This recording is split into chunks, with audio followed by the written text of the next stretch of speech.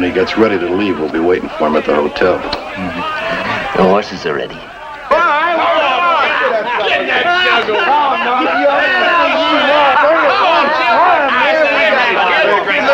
There must be close to 10,000 in gold in them saddlebags. Yeah. Only a kid tending it all. Let's drink it on up.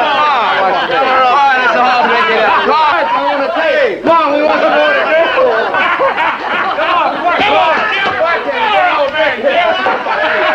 Come on, old Jim Bonner.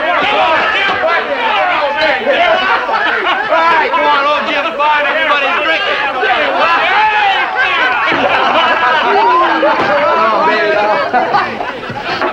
Let her have one, mister. Best 40-rod bourbon in the territory. Compliments of the young cowboy at the end of the bar. I'll take it. Go ahead, mister.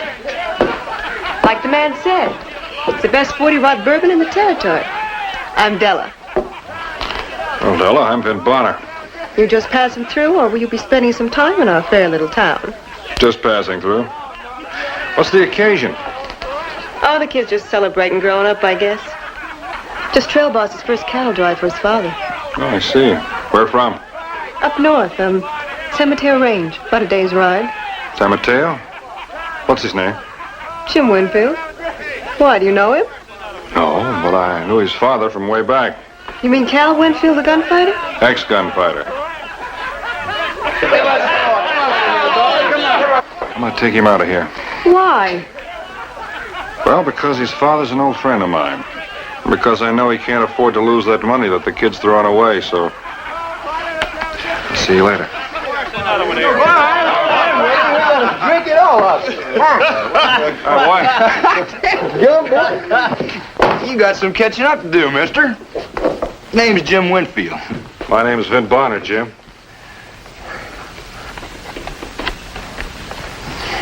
Heard my old man talk about you. Come on. I think you've had about enough, Jim. You think I ought to leave, Mr. Bonner? That's right. Well, I'm just going to tell you something now. I ain't about to leave until I'm good and ready to. Well, that's right now. What do you think you're doing? Now, wait a minute. You've got no right to force this boy to leave here against his will. Sheriff, this kid's drunk. His father's an old friend of mine. He worked hard for this money. I don't aim to see it thrown away. Well, I reckon he has had too much to drink. Come on, Jim.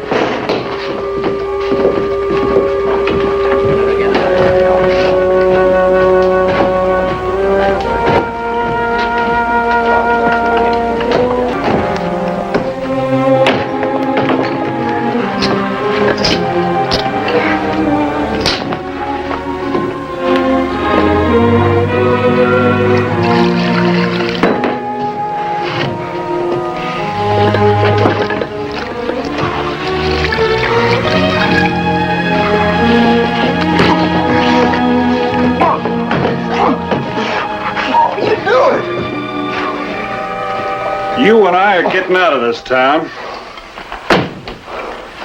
You and I? That's right. I'm going to see that money gets back to your father. I ain't going. Now, look, I saw the faces on those men down there tonight. They couldn't take their eyes off that money. You'd be bushwhacked before you're 10 miles outside of town. Look, I said I ain't going.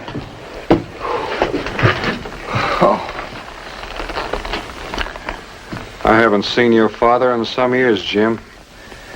You mean since he reformed? I had a letter from him a while back. Told me about his place. Asked me to drop by when I was in the neighborhood. He sounded real proud of it. Proud of you too, Jim. He said he couldn't have built it without you. That sounds just like him. He needed the money. He told me about this drive. Needed to build his herd, money to pay off his hands, feed Bill. He risked everything he had on you, Jim, letting you trail boss this drive. All right, you said your piece. Now I'll say mine. Did he tell you in that letter what it's like to be raised in a town where everybody knows your father was a killer? A hired gun? He wasn't a hired gun. He was good and he was fast. He had to keep proving it. Your father and I are some alike, Jim. There's always someone pushing. The fact that he laid down his guns makes him the better man for it. Did he tell you about how no decent folk come to visit? How about the girl I used to have that won't talk to me anymore? You want to know why? Because she found out Cal Winfield, the famous gunfighter, was my father. How many men was it he killed, Mr. Bonner?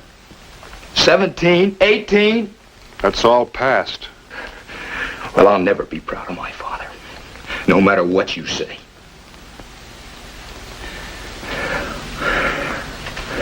Besides, I made my mind up on that drive never to go back here. Jim. You take him the money if you want to.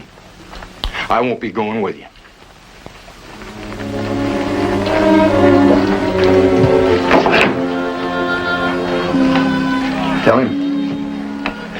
Tell him when you see him that I cut out for California. Oh, maybe I'll see him again someday. That the way you want it, boy? That's the way I want it.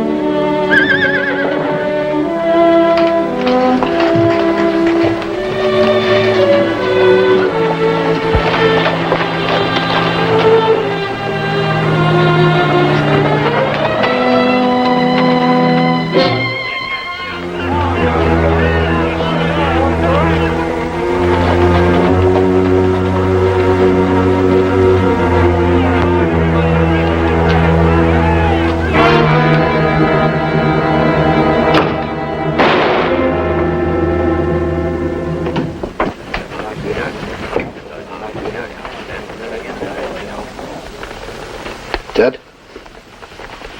You know who did it? Me and Pete were tending our horses back at the hotel. We heard a shot and run up here.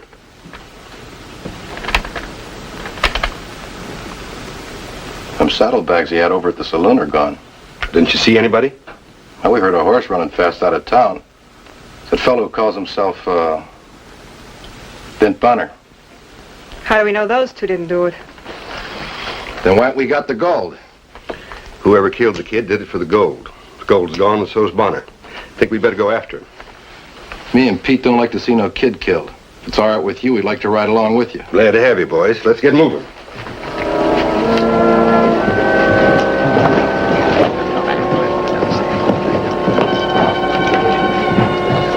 Well, kid, at least you had a going-away party for yourself tonight.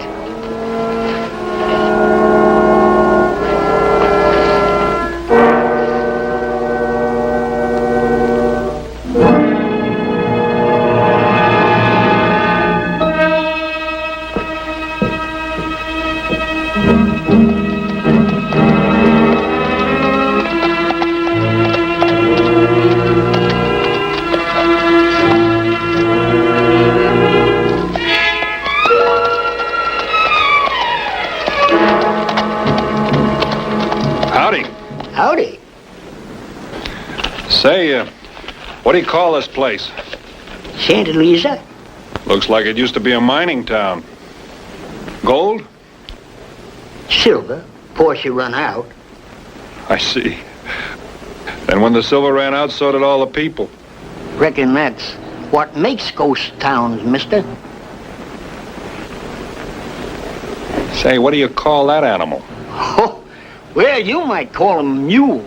Only you'd be wrong. He's just an oversized burro. Oh, he might look like a heap of bones, but he's still got plenty of spunk left. Do you live here? Yep. I guess you could call me Santa Lisa's leading citizen. I'm the only one left. Oh, I get enough out of the old mine to buy him a beans. The day off, huh? Nope. Today's something special. I'm getting me to see a gunfight. Might be a good one, too. Between Cal Winfield and a fella named, Vink Bonner. Ever hear of him? Yeah, I heard of him. Is he fast? Some people say so. Yeah, he better be, or Cal Winfield will cut him in half before he gets a good start. Thought Winfield hung up his guns. Oh, he did. One of Cal's hands come over here this morning.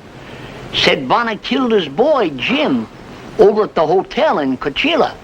Took the pay for over 500 head. Well, anyone see him do it? I reckon so. Anyhow, a sheriff and 2 riders were here looking for him. Maybe they done caught him by now. Yeah, maybe. If he's caught up to, Bonner's a dead man. Cal swore he wouldn't leave the territory alive. Oh, you seem mighty interested in everything. I'm a friend of Winfield's. Who might you be, mister?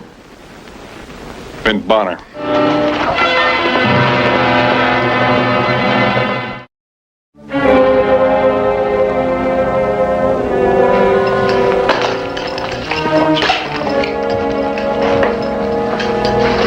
Any luck, Sheriff? We've searched most of the valley. We'll find him. Just remember, no shooting when you do find him. Unless it's me doing it. What happened to the horse? They come near bone attendant. No wonder, the way you've been driving him all night. I know how you feel, Winfield, but you ought to let the law handle this. Oh, meaning you, huh? This is federal territory, Sheriff. You got no more jurisdiction here than I have, and don't you forget it. If I was to take him into Coachella, he'd be in my jurisdiction. Oh, yeah. I heard there's going to be an election in Coachella. I also heard that you haven't got a chance of winning it. Of course, if you brought in Bonner, that'd do it for you, wouldn't it? Suppose it did. The killer'd still be tried according to the law. I'm going to kill Bonner my way. The same way he killed my boy, with this. I hung this up 8 years ago. Partly because of Bonner. For my son's sake, he said. For his future. Haven't you seen him since? No. When I do, one of us will be dead. Now, where are those Lawson boys he was riding with? They're waiting down at the little mining town, Santa Lisa, in case Bonner comes through that way. With my hands covering the rangeland to the north, we'll probably find Mr. Bonner somewhere in between. We'll catch up with him before sundown. Cal? I want to talk to you. Get out of here, Sheriff. I said get out of here. Get on your horse and get off my place.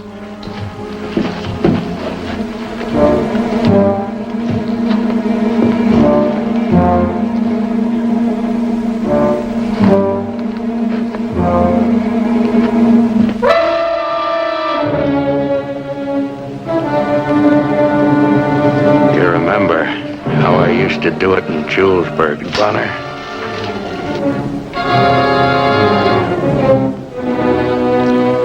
I remember.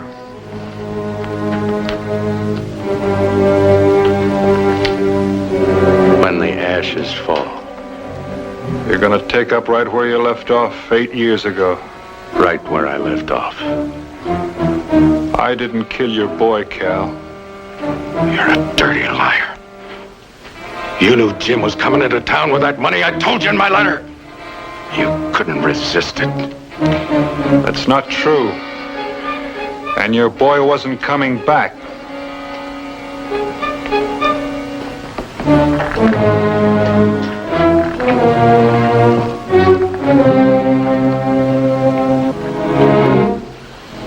You got maybe one more minute of talk left, Bonner. He asked me to bring back the money, Cal. The last thing he said to me, he was heading for California.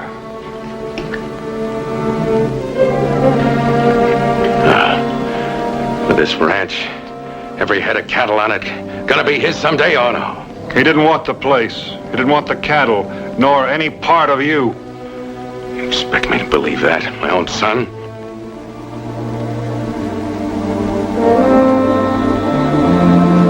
It's true, Cal. Your boy was pulling out on you. I think you knew that. Do you think killing the wrong man will even the score?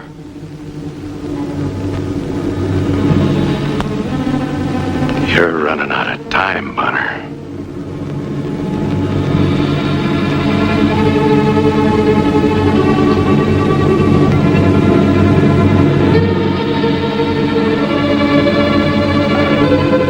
Then there's nothing else I can say.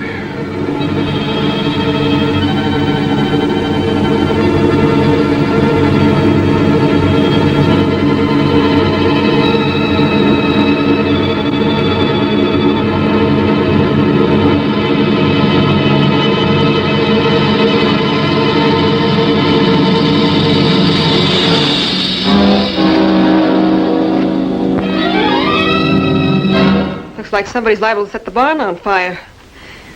I've seen this little game played before. Somebody always ends up getting killed. You two got no reason to play it. Who are you? What business is this of yours? Who am I? Well, that's not important. What's important is that Vin Bonner here didn't kill your son. I know who did.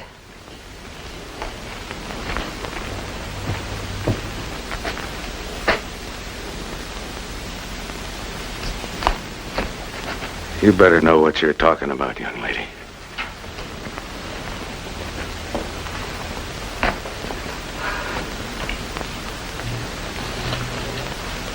You know what this is? The gunsmith at Cuchilla said it's a .38-40 caliber shell. I found it in the hotel room where your son was killed. I've been around men in saloons long enough to know that Vin Bonner was wearing a .45 caliber Colt. That shell couldn't have come from his gun. I reckon you never did wear nothing but a .45, Vin.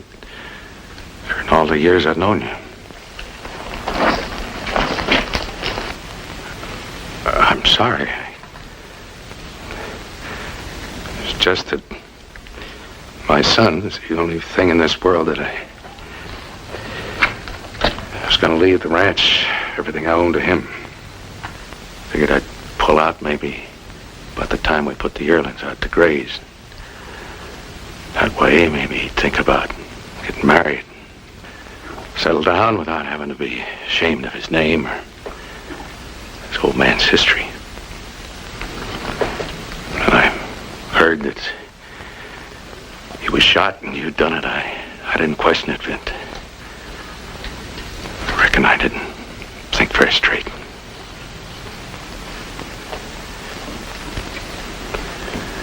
Now, you said you know who shot him. Two men named Lawson. One was wearing a fancy gun. They left Cuchilla with the sheriff. Yeah, they were right here in this ranch last night. Right now they're at a place called Santa Lisa. Reckon I'll just ride over there. Cal, there were two of them. Let me go with you. Have to.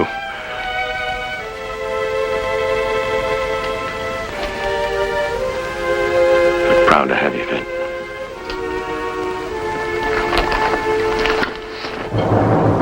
Sent for the federal marshal. I figured I had to. This is his jurisdiction. You had to. Now, suppose Bonner outdrawed Winfield. We'd be right back where we started. Only Bonner'd have two killings behind him. You think Bonner had a chance? Against Cal Winfield? I don't know. From the way Bonner handled himself, I'd say he had a chance against anybody. He's still only one man. There's three of us. Them are good odds. This is probably my last job as sheriff of Cuchilla. I don't suppose I've been the greatest of sheriffs, but before I turn in this star, I want to see this thing through. Even if I can't do it, I want to see Bonner brought in. That's why I sent for the federal marshal. Well, in that case, Sheriff, me and Pete will head out. We got a date in Mexico. Hey, we, Pete. Yeah, sure we have.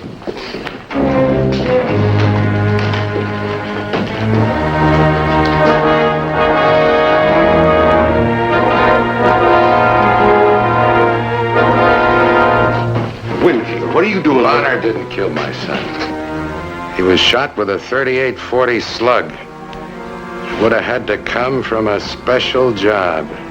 A custom-made gun, like Clay Lawson's wearing. You accusing me, Winfield? Yeah, maybe I am. This shell fits your gun? Sheriff, I'm going to ask you to wait outside. There's a young lady out there who'll tell you all about this shell. You're going to have 2 prisoners going back to Coachella. They'll be riding without guns. Or they'll be stretched out wearing them. That'll be their choice.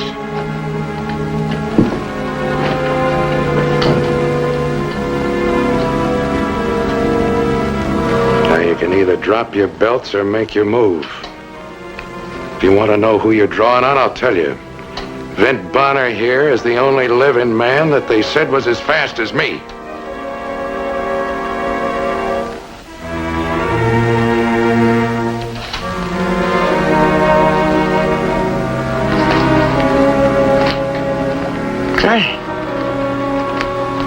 Hey, what are you doing?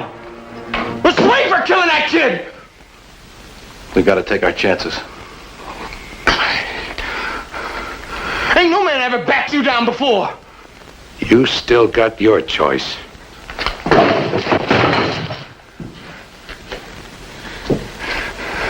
Clay, what'd you have to go and drop your gun belt for?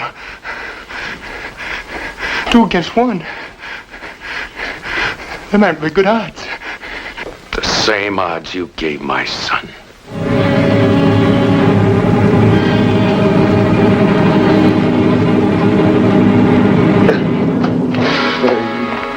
The sheriff's outside.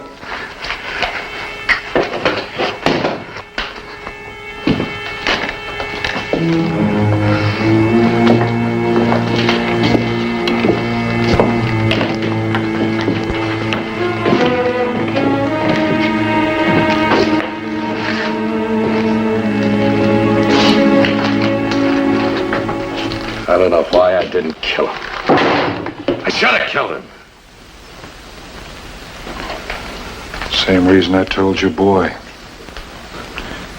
Takes a bigger man to lay him down than it does to use him.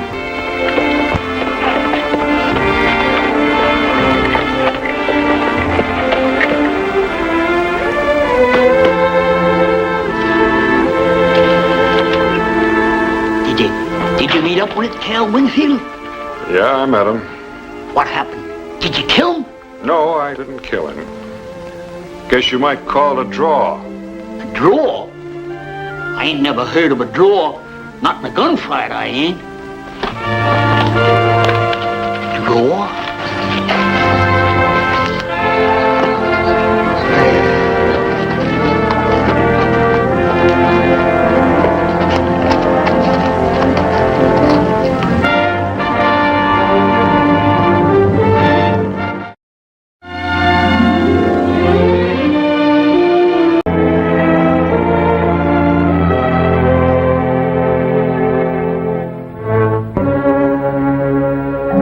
How could I know that 2 things would happen that bright spring that would change my life? And that after that time, I'd never be the same man again. First, I would kill a man. And then I'd meet a woman. The only one I'd ever loved. Wake me up in the morning from 1 till 6. Knock at the door just after 4. I'm up in a couple of ticks. At a party or a christening, I stay out now and then. Lem. And I'm nearly dead if I'm not in bed. Lem, what's the matter with you? You deaf or something? Oh, it's you. Well, who did you think it was? Where's Scar? No, Vint. Vint. I don't want you to be flying off the handle. Why should I fly off the handle? Well, the truth of the matter is, Vint, the fact is, Scar ain't in any stall at the moment. Why not? What happened? Well, nothing happened. You know, I wouldn't let anything happen. Well, then, tell me, where is Scar? Well, you know Jesse Alden, runs the Weekly Crier. Him and his wife, Zoe. Well, they have a young lady visiting them. Myra Barker, her name is. She's Zoe's niece. What in thunder has this got to do with my horse? Well, that's what I'm trying to tell you, Vint. This Myra Barker come in this morning and took Scar out for a wee bit of a canter. She what? Well, now, Vint, it seems that she's from the East. She's from the East, and the poor girl hasn't got a horse of her own, see? And sometimes of a morning, she comes in here and rents one of mine. Well, did you tell her that it was my horse and it wasn't for rent? Of course I told her. I said to her, says I says, my very words, I says, that's Vint Bonner's horse and no man rides him. And then she laid her eyes on me. And Vint, I have never seen such a beautiful woman in all me. I don't care what she looked like. The idea of you letting anyone get on my horse. I've had that horse since it was a colt. I broke him myself. The last stranger that tried to ride him got thrown 20 feet in the air. Straight up. You know, I thought that Scar acted a wee bit skittish when she was getting on him this morning. And I said to myself, I says, oh, Scar just ain't used to being ridden side saddle. Side saddle?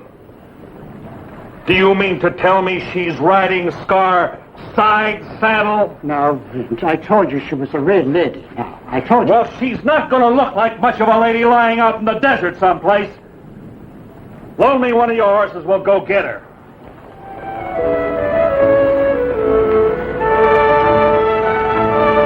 Hold it, Vint! Here she comes now, coming down the street.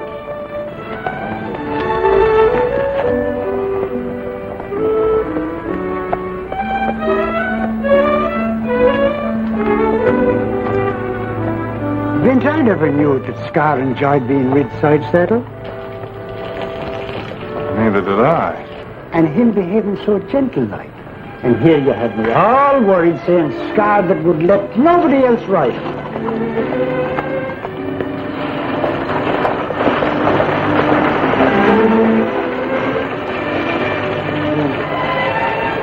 Thank you, Lem.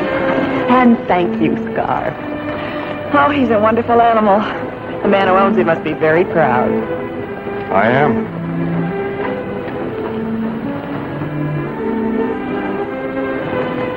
You took me by surprise. Oh, Miss Barker, this is Vint Bonner. You remember, he's the one I told you that owns Scar. Oh, yes, of course. How are you, Mr. Bonner? Oh, fine. How are you? I hope you don't mind my borrowing Scar. Mr. Truitt didn't want me to take him, but I just couldn't resist the way he looked at me. It was almost as if he were asking me to take a trot. Was. It was? Well, take good care of him, Mr. Bonner. You wouldn't want anything to happen to a wonderful animal like that. Miss Barker. Yes, Mr. Bonner. If you wanted to take him out again sometime, well, what I mean is, I'm going to be in town a few days. Why, that's very kind of you. And you just tell Lem here when you need him, and he'll tell you when I don't need him. Thank you. Thank you very much. Well, goodbye for now. I hope I'll see you again soon. Bye-bye, Lem. Here you are, raising Cain because I let her borrow Scar for a morning. And now you're volunteering to let her ride him any time that she takes a fancy to it. I don't understand it.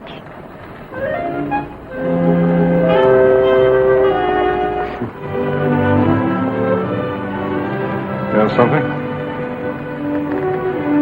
I don't understand it either.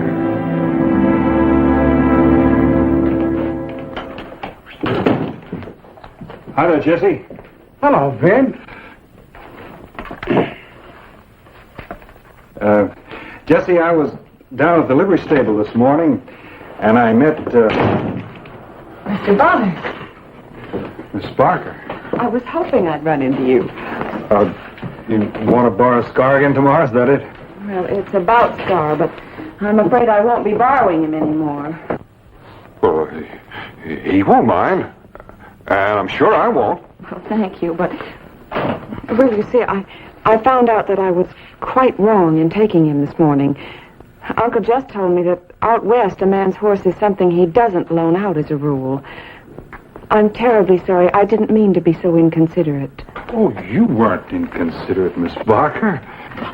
Maybe back east they have different customs, that's all. Then I'm forgiven? I'd say you're more than forgiven. You're very generous, Mr. Bonner. Perhaps you'll have dinner with us some evening. Oh, I'd like that. Just so I can prove to Uncle Jess that I haven't completely disgraced the family name. My Aunt Zoe is a very good cook. I've heard that about Mrs. Alden. Any evening at all, I'm sure you'd be most welcome. Well, since I'm not going to be in town very long, maybe we ought to make it soon, huh?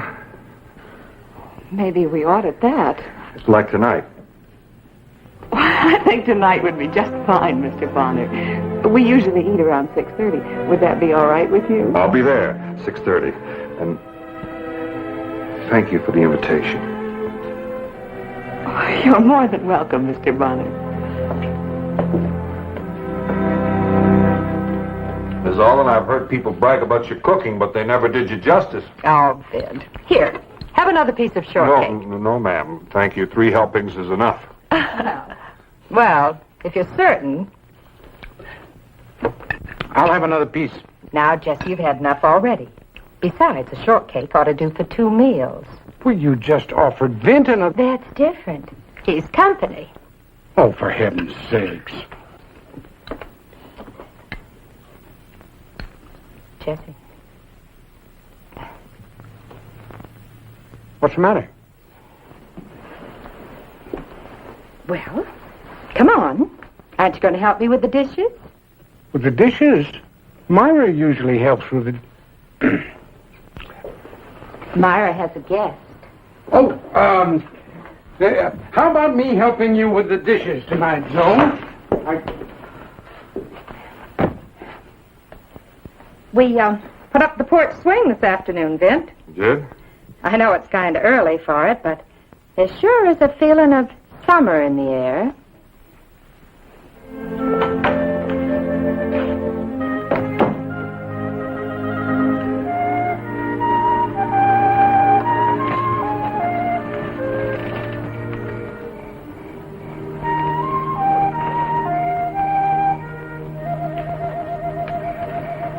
Nice evening, isn't it? Nice.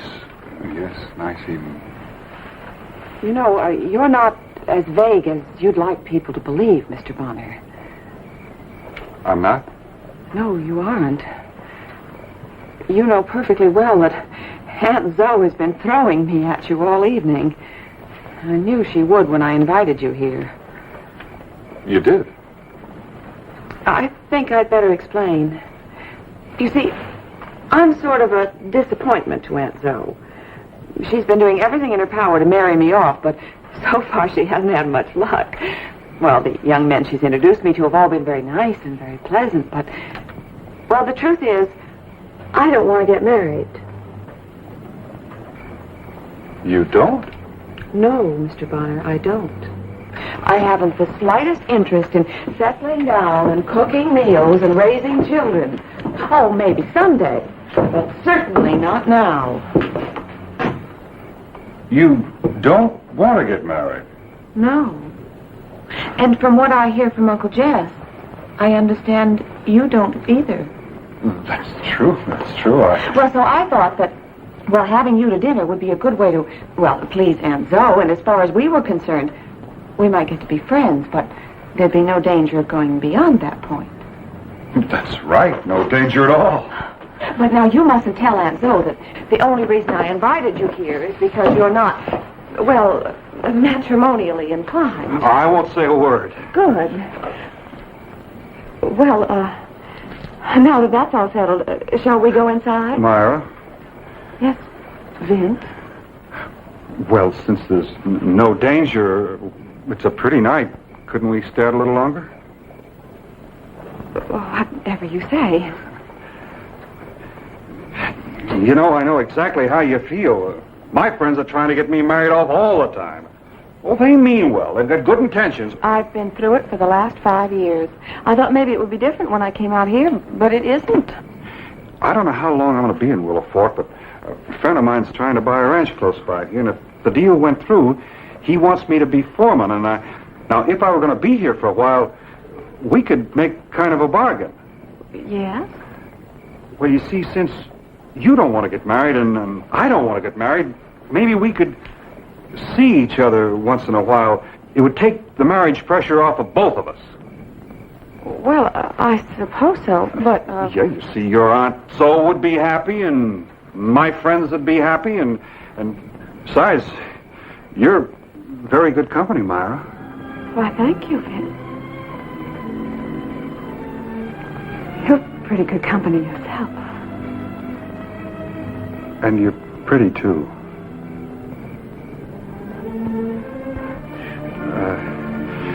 Then, of course, when there's a church social or something, why, we could go together. And then when there's a hayride, why, we could have some fun together. And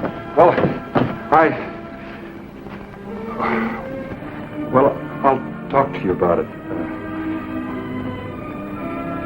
Good night, Myra. Good night, Vin.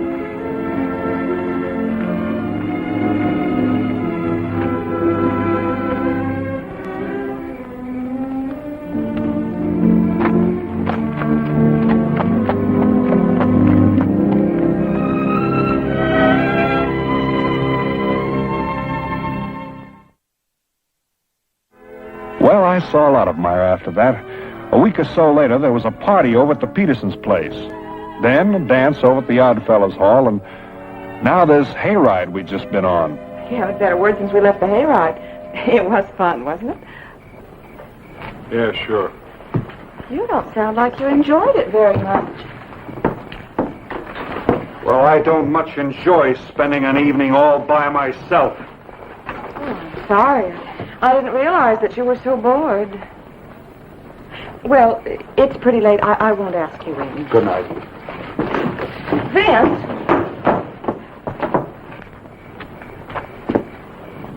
Now, what's wrong? You're cross as an old bear. Well, I don't see why you had to spend the whole evening talking with that Morgan fella. Morgan? Yeah, giggling and carrying on. What was so gol darn funny anyway? I don't know. Ed Morgan can be very amusing. Oh, sure, he's funny as a crutch. I took you to the hayride. He didn't. If he wants a girl, let him bring one of his own. Now, just a minute, Vic. Just Father. a minute, what? We have an understanding, remember? The only reason we see each other is because it's convenient. Why, we're not going together or anything remotely resembling that. Why, we're not even interested in each other romantically. How do you know we're not interested in each other? How do you know I don't want to marry you?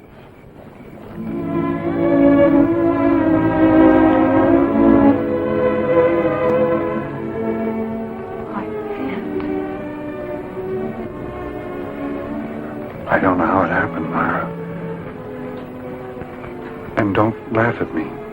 But will you marry me? Marry you? I know about our arrangement and all, but I had to ask. You'd better be careful, Vint. I might say yes. I wish you would, Myra, more than anything in the world. I wish you would. But we both said we didn't want to settle down. We weren't interested in love or marriage. But a man can change his mind. I'm no prize, Myra, and I haven't got much, but I've got a little money. We could buy a ranch, maybe, if you like. I haven't said I'd marry you, Vint. I thought maybe you cared. I'm in love with you, Vint. Well, Myra. It wouldn't work, not a marriage between two people like us. Why wouldn't it work? We're not children, Vint. We're used to leading our own lives. We've never put down roots, either one of us. Maybe it's time we did put down some roots. I've got to think it over. I've got to be certain. All right. I don't want to rush you. How long do you want me to wait? Let me sleep on it. Tomorrow I'll tell you then. I hope it's yes, Myra. Good night, Vint.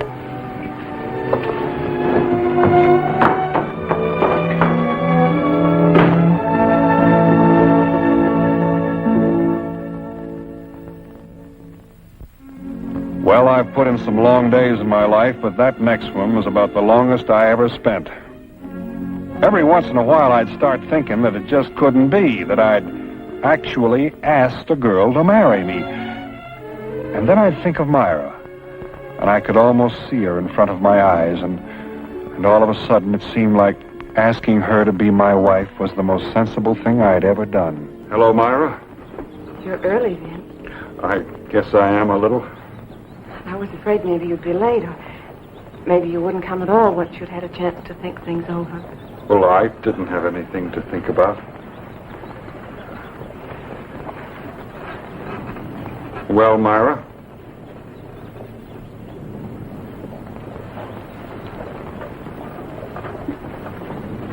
I'll marry you, Vince. Yes, Myra. I couldn't turn you down even if I thought it was best. Even if I knew it was. This is the best. Is it, Vince? Are you sure? Of course I'm sure. Are you sure that the day won't come when you're sorry you're tied down? When you're sorry you can't go off on a cattle drive to Kansas or head over to a mining camp in Nevada or just be by yourself when you want to? Dear, I've had my share of mining camps and cattle drives.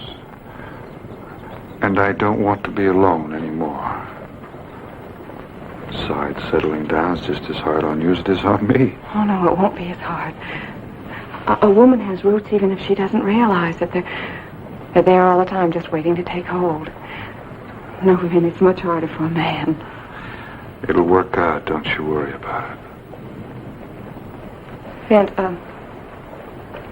I've never mentioned it. I don't even want to think about it, but you killed a man the week we met, remember?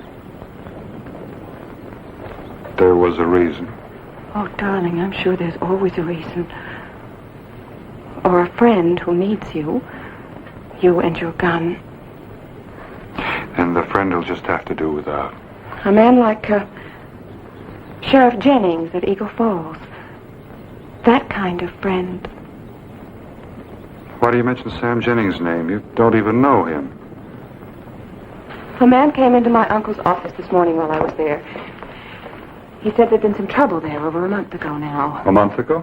The sheriff was wounded. The man who did the shooting had a grudge against you. He was looking for you, and that's why he went to Eagle Falls. Prescott, I think that was the name mentioned. Bide Prescott? Yes. Does he have a grudge against you, Vint? He could have. You'd like to go, wouldn't you? Because of what he did to your friend and what he might do to others. Myra, I never liked to go after any man. But this time you think you should, don't you? Oh, Prescott isn't here, and Eagle Falls is over 100 miles... You haven't answered my question, Vint. Do you think you ought to go after him? If what you say is true, and Sam Jennings got hurt on my account, and there's no one else... Go ahead, Vint. Go on to Eagle Falls. You want me to go? You don't mind? No, I want you to go. Oh, good, Myra. It won't take long. I'll be back. No. What? Don't come back. Please, don't ever come back.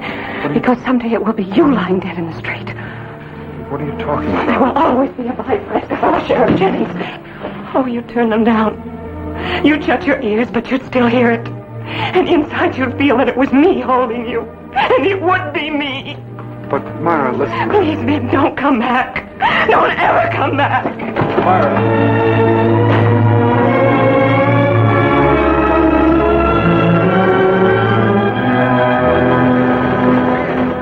Hold up a minute, will you?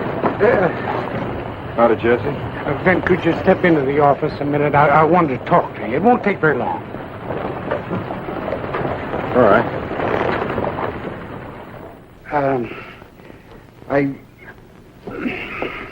What do you want to talk about, Jesse? Ben, what about you and Myra?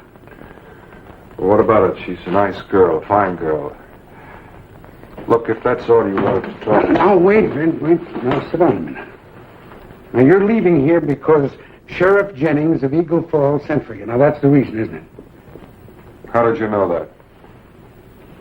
Oh, Brent, I don't want you to think that we meant to eavesdrop on you last night when you were talking to Myra. My wife happened to leave the parlor window open. Anyway, it isn't true what Myra told you. What isn't true? Well, almost all of it. That part about Sheriff Jennings sending for you. The fellow from Eagle Falls didn't even mention your name. And as for Sam Jennings, he's all right. He doesn't need help from anybody. Are you sure? I'm sure, Vint. Why did she do that? Why? Well, I think I know why. I think she was maybe trying to test you. Women will do that, you know. She couldn't have cared very much. Not to play a trick like that. Oh, no? Well, then why did she spend all night crying her eyes out? And why was Zoe with her up until all hours, commiserating?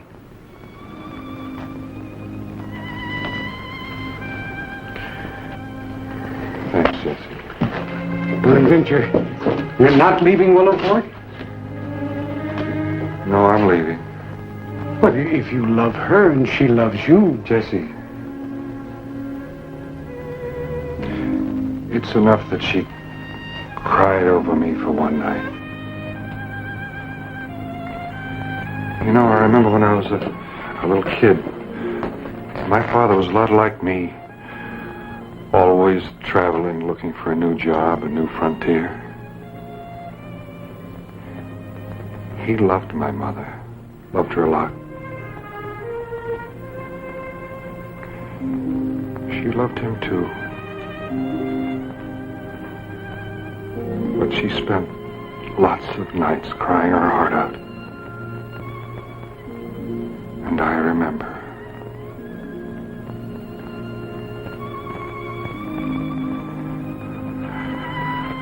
I wouldn't want that to happen to Myra. But then, some of these days, maybe you'll change. Maybe. Maybe I will, Jesse.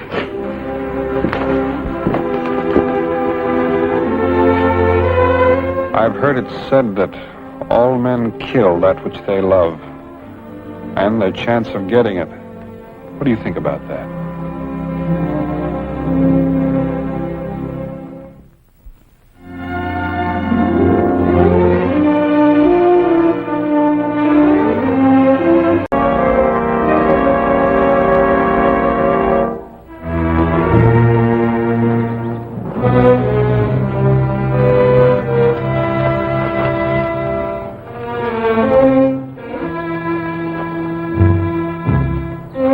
Major Clint Langley married Ann Frawley, there wasn't a happier man in the world than her father, Carson Frawley.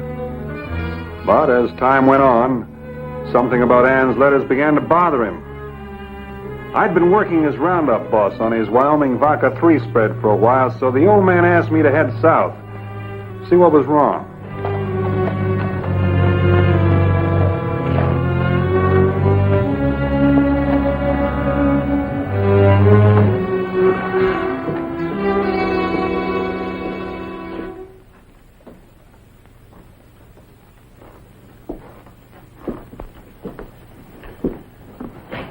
Nice friendly town you got here.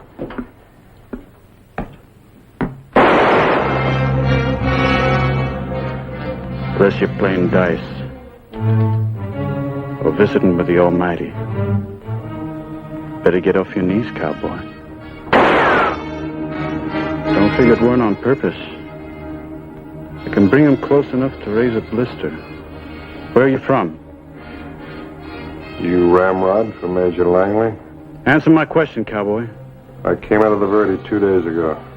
You ride a double-fire saddle on one of them bitty grazing bits. That's North Country rigging. Wyoming, maybe? Or Colorado, Texas, Arizona. A lot of Wyoming boys come down here with a wide loop. We lose a lot of cattle that way. Maybe you ought to read this letter. Never learned how to. I'll read it for you. You don't need to. You're Vint Bonner. Major thinks you got a good gun. See that one over there?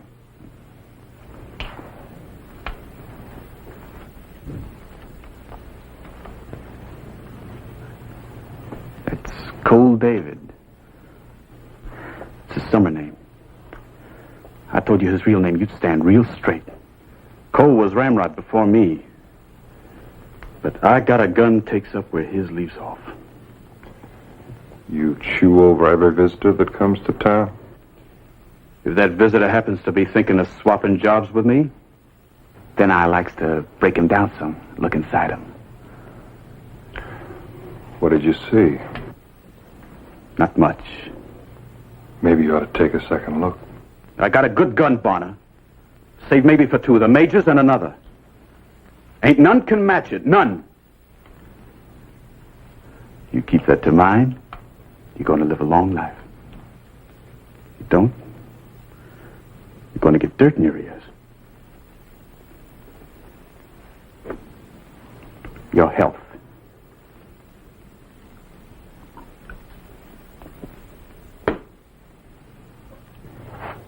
Let's ride, cowboy.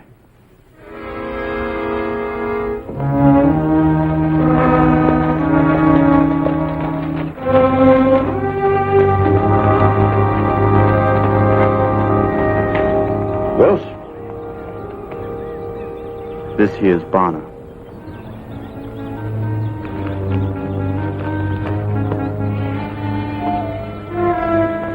Major? Howdy. Well, Bonner, of course, you know you're on the Cimarron. She's the biggest ranch there is. Wild and untamed, and only two things hold her together. Guts and gun smoke. You think you can take orders? From the right man? Yes, sir. Now, let's see how good your reputation is. Well, that's not bad for first time, almost as fast as Will's here. And him with all his practicing. Now, there's one thing you have to remember. Don't go near any bushes where a muzzle of buckshot can be poked through. Like Cherokee Daniels, eh, Wills? That ain't no way to talk, Major. Ain't a gun can match mine. It ain't? Save maybe yours. That all? Maybe Rocky Jake Thomas down to Fort Griffin. Bonnie here just come from that country. You can deal Thomas out. Did he gun down Rocky Jake? Fair fight. Drilled him with lead belly to brisket. I want to put you two cow nurses in the same saddle. You just been to Siam, Wilkes. Got yourself a twin. Can't be but one ramrod. Yeah. Guess you're right. Yep.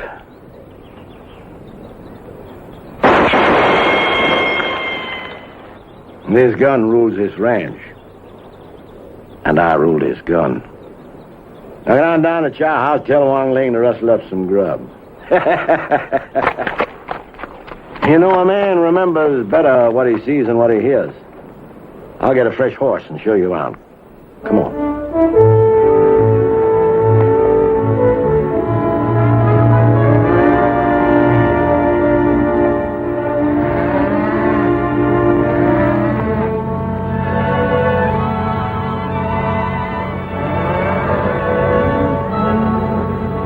Well, how do you like what you seen? Well, up in Wyoming, they say you're a pretty good cattleman. For a brush popper, that is. Wyoming? Them boys up there can't make enough to keep a chicken in scratch less than they got a front lawn 40 miles wide to pasture cows on. But we got an operation here, raising our own kind of cattle. Short on horn, long on meat, bringing the railroads to us. And not driving ribs and hide 1,000 miles to it.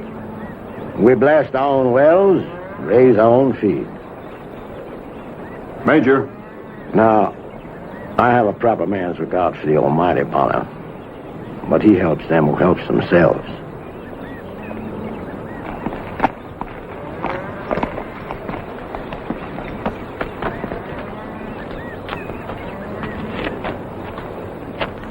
Major, you said a man that looked like me was gunning for my hide. Why? I had over 100,000 head of cattle 2 years ago on this ranch. Now this year, I guess I had less than 90,000. Now them 10,000 just didn't take an ocean to wander, did they? Rustling's big up in the Indian Nation. Oh, it ain't an Indian or a common Chad come near this spread. 'Cause I got all the top guns of the frontier punching these cows. Yeah, and I got a big-time maverick. Right here on this ranch. You mean Wills? That's right. Only he ain't paired. Paired? Every man on this spread is paired with a man just as fast as he is with a gun. Why? Oh, just so some puncher won't start his own spread up some little box canyon, say? Well, what's to prevent two of them from getting together? Ganging up on you. $5,000 reward, double pay, just for the information. And that information don't have to be alive. And you want to pair me with Wills? You don't even know me. Well, you got a big name in Wyoming, and the fact that a good bluff in a poker game is the same as good cards. And I don't know Brocky Jake Thomas. Wills don't know that. Old man Carson Frawley sent you to sniff about his daughter, didn't he? That's right. He's worried about her. Well, you can tell him his little girl is all snug and warm. We're getting civilized around here. I don't even brush my teeth with a twig and ashes no more. I use a toothbrush.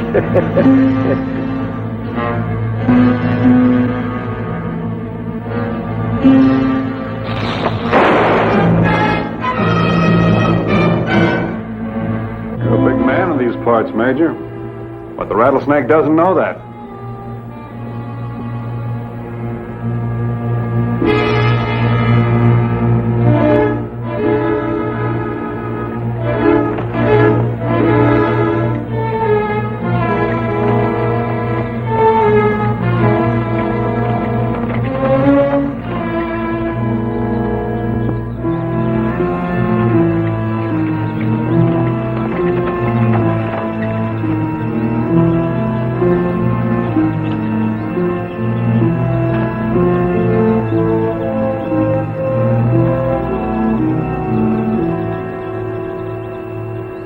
Drop the gun or I'll put a hole through you front and back.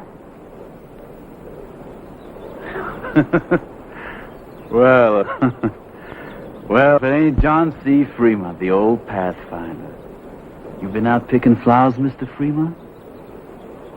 Or you a snuffy little Injun what can track bees in a blizzard? Only a fool would smoke in these mountains.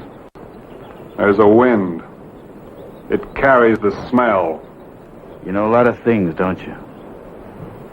Folks hereabouts know how smart you are? Or just Brocky Jake Thomas? I never knew Brocky Jake Thomas. Oh, I know that, Bonham. I've been in your hip pocket all the time. I heard me everything you and the Major talked about. Everything. Why don't you put that thing to bed, huh?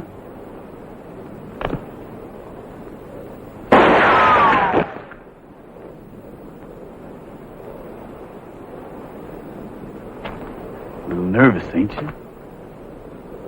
Just careful. You know, the reason I know about Brocky Jake is because he works for me now. I'm going to own that ranch someday. Because I made myself a little discovery. And I know what to do about it.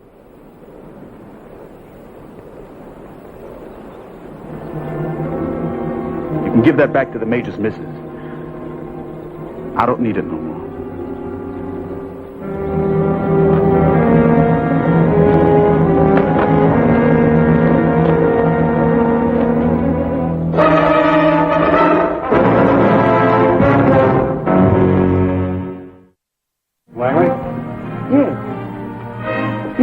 Be Mr. Bonner. That's right. He worked for my father. Yes, ma'am. I was his roundup boss. Well, then you had to be good. How is he? He's fine, most of the time. Why did he send you down? He's getting old, Mrs. Langley. I expect he's concerned about your happiness. My husband has given me the largest ranch in the world. My every wish is fulfilled. Shouldn't that make me a happy woman, Mr. Bonner? I got a different idea. This ranch is more like a bronc you're ready to mount, trembling, ready to explode. What are you talking about? For one thing, Jack Wills. A man like my husband who wants to control an empire in the midst of lawlessness must resort to odd procedures.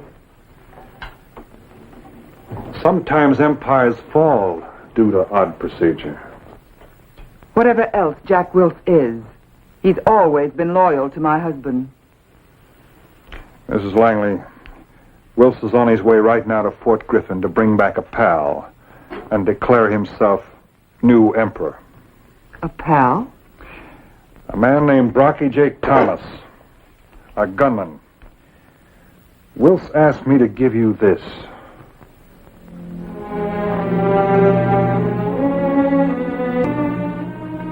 He must have waited until I was away. I haven't written in it since. What happened today, Mr. Bonner, between you and the Major? I shot and killed a rattlesnake close to him. I knew it wouldn't last. I knew somehow something would do it.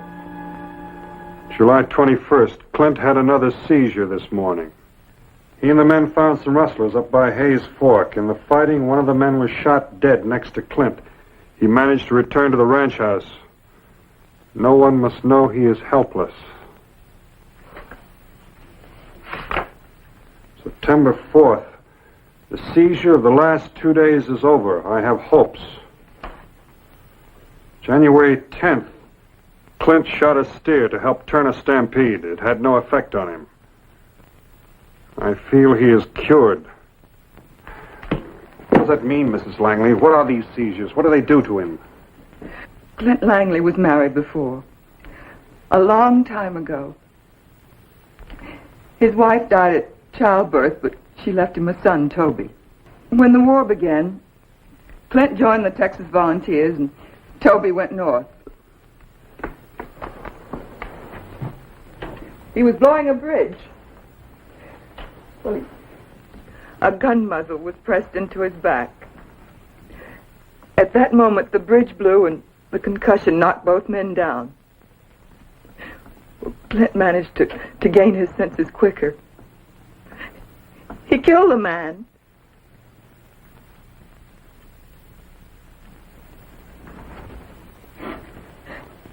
But he bent down to change uniforms. The man he saw was Toby.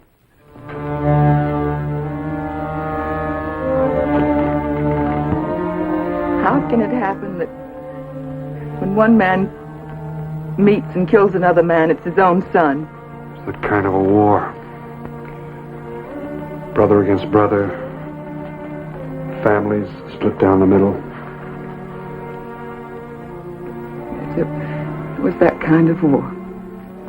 And I had to write it all down in my diary. You couldn't know this would happen. You couldn't know he'd find the diary. What will he do? I don't think Wills is sure yet. That's why he sent for Brocky Jake Thomas, for insurance. If the Major won't fight, he simply scoops up the ranch. If he does fight, he sicks Brocky Jake onto him. Wills is pretty sure he can take care of me. But we have plenty of men to outnumber them. They know the score, Mrs. Langley. They're not going to do a thing until they find out who's got the right bullets. But he can't fight. He won't have a chance. He'll have to fight, Mrs. Langley. Otherwise, he's dead. Oh, he'll walk around, breathing, maybe. But other men will walk over him just as if he were earth. Can't you do something, Mr. Bonner? It's going to take 2 men. And the only 2 men around are the Major and me. You've got to take me to him.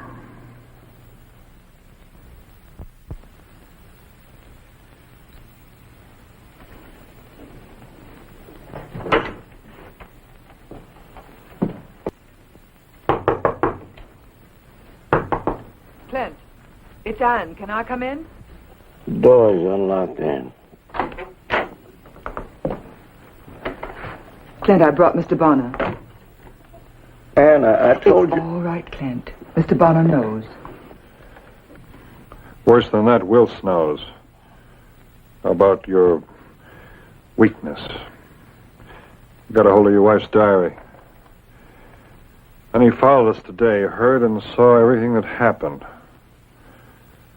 When I shot that snake, he put 2 and 2 together. He's got a partner, Brocky Jake Thomas. What are you going to do? I just can't do nothing. I can't do nothing. I'm not well. I'm a sick man. Major, there's only one way. That's you and me and a pair of guns. No, I just can't do it. You gonna let Wills take over the whole thing? This whole place you've worked years for, you, Mr. Texas? Bowed to by every man who ever burned a brand? Sitting looking through his fingers like a little girl with a horned toad on her knee? I don't think you understand, Major. I'll help, but I can't do it alone. All this could have been his. Everything here could have been my boy's. But that's past, Major. Years past. But what did I do wrong? What did I do wrong? He hated me. He hunted me like a killer. What kind of a father was I? A busy father, Clint. A busy father in a violent time. A time that shut out the closeness of a son. You weren't the first and you won't be the last. Major, this is Ben Gibbons from over the 3 Pass section. I got a message for you. You Bonner? What do you want? Wilson Thomas just come through 3 Pass. They aim to tack lead onto anything gets in their way. Now you listen to me. Get out of here. I got plenty of bullets that'll fit your carcass. How did they get here so fast? I don't know. Thomas is probably on the ranch all the time, just waiting for Wills to call him. He's worse than ever. Violence can overcome a man till he learns that death is only a neighbor that comes to borrow a cup of life. Something for a little while. And how does one greet this neighbor? I remember a man in the war once. Lost his nerve during an attack. Knelt on the ground, trembling like a rabbit. Then he got shot. The sight of his own blood shocked him on his feet.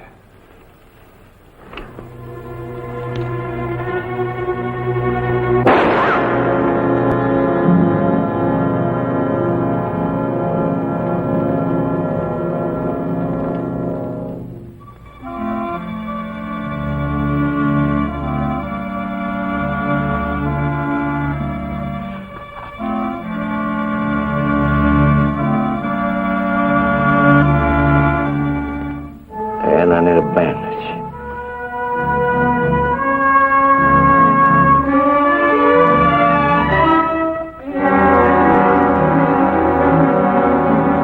And get me my gun.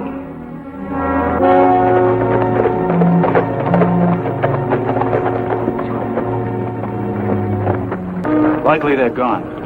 You can't vision that. He's not a man anymore. He's got a sickness, I tell you. You got a woman? Right handsome, too. Come on. Shotguns. That's right. Blow you to pieces.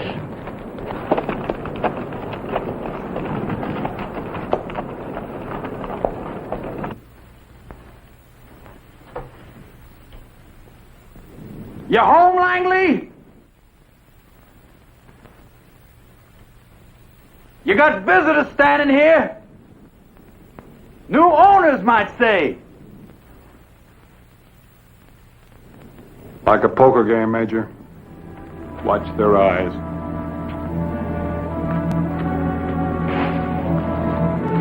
Look at them now, Brocky Jake.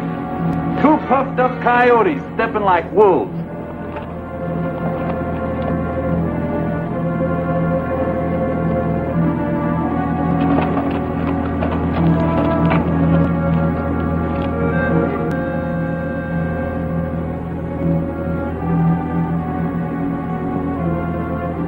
You ain't shooting rocks now, Major.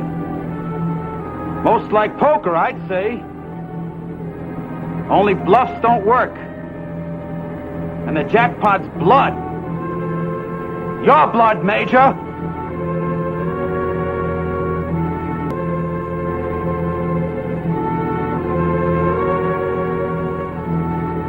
You aim to run this ranch on wind? I got a saying for your gravestone, cowboy.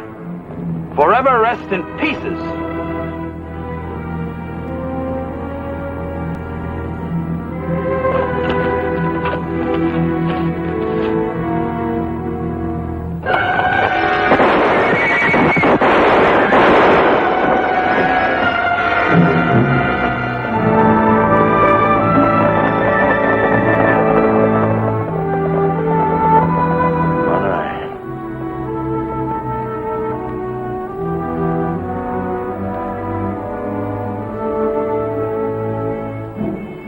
Isn't it something when a man can hold his head up again?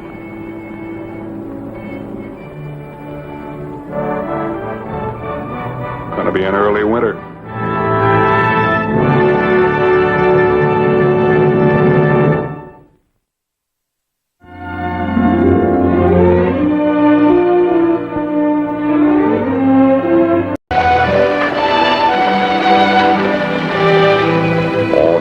More of a comical situation than a serious one, Vint. You're not talking about a real cannon, are you? Seems there's a fool Dutchman up there, calls himself Wilhelm Augustus von Ritter. He set up a toll gate back of Saddleback Pass, and he's got a real cannon.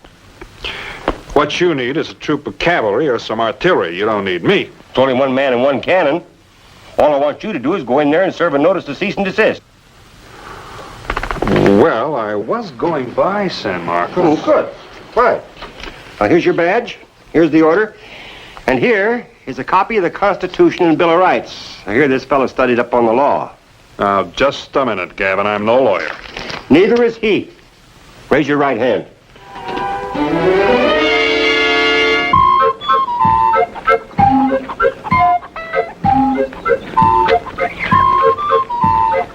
Good morning, Kurt. Oh, good morning, Miss Heidi. I just finished churning some nice fresh buttermilk. Thank you, Miss Heidi. That's good. Good. Oh, you better put on your uniform. Here comes a customer.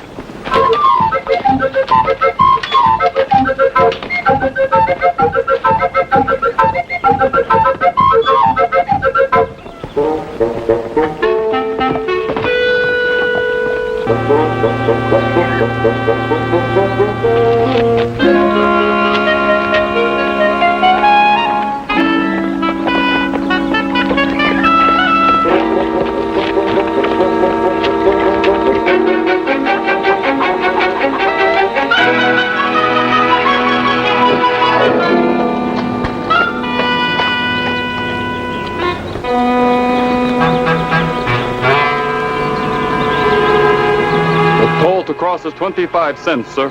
The toll to cross what? The domain of Baron Wilhelm Augustus von Ritter, sir. Domain? I told him nobody would know what domain means, but that's what he calls his land. Is that cannon loaded? Yes, sir. absolutely. You a soldier in the Baron's army? Yes, sir. How many men you got in the army? Well, only 2 at present, sir. Just me and the Baron. But we don't need a big army with that cannon. If I jumped over that post, you'd shoot me with the cannon. Oh, no, sir. The Baron is the only one who's allowed to shoot the cannon. I wonder if you'd tell the Baron Deputy U.S. Marshal Bonner would like to talk to him. United States Marshal? That's right. Oh, that's different. Enter! Sir, Deputy United States Marshal Bonner wants to talk. Craves an audience with your grace. Granted. Return to your post. Come in, Marshal. Sit down. Thank you. Order! Beer! I am man of few words, Marshal. And so I ask, what you want? I want you to get rid of that cannon and the toll gate. By whose order? By the orders of the United States Marshal. United States Marshal, Papa. I knew it. I knew that cannon would be in trouble yet. Silence! Women know nothing of the law, Marshal, but I do. I am 100% American citizen. I never break the law. Well, what about the cannon? Article 2 of the Bill of Rights. The right of the people to keep and bear arms shall not be infringed. It says... Yeah, but that means to bear arms, to be able to lift, to carry. You can't carry that cannon. Ha!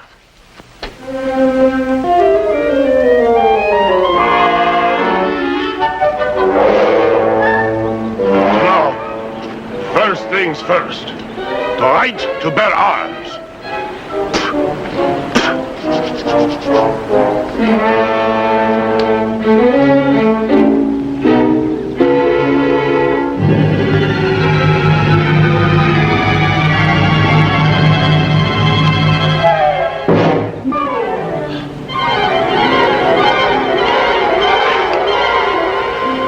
Did I or didn't I bear it?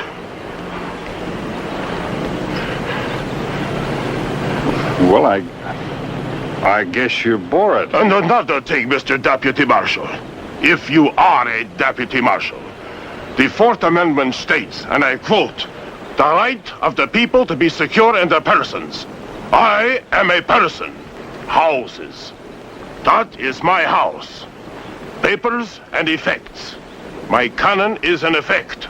I would say your cannon is more of a cause than an effect. Against unreasonable searches and seizures shall not be violated. It says... Well, this warrant was issued on probable cause, supported by affirmation, and it describes the place to be searched and the thing to be seized.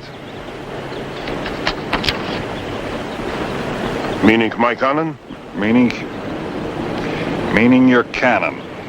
Court! Raise your hands, mister.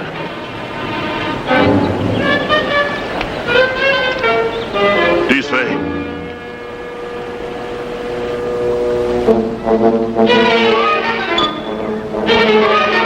This way.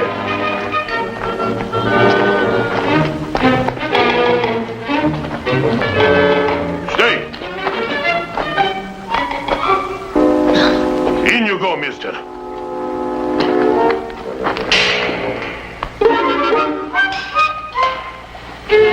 Oh, Dunk!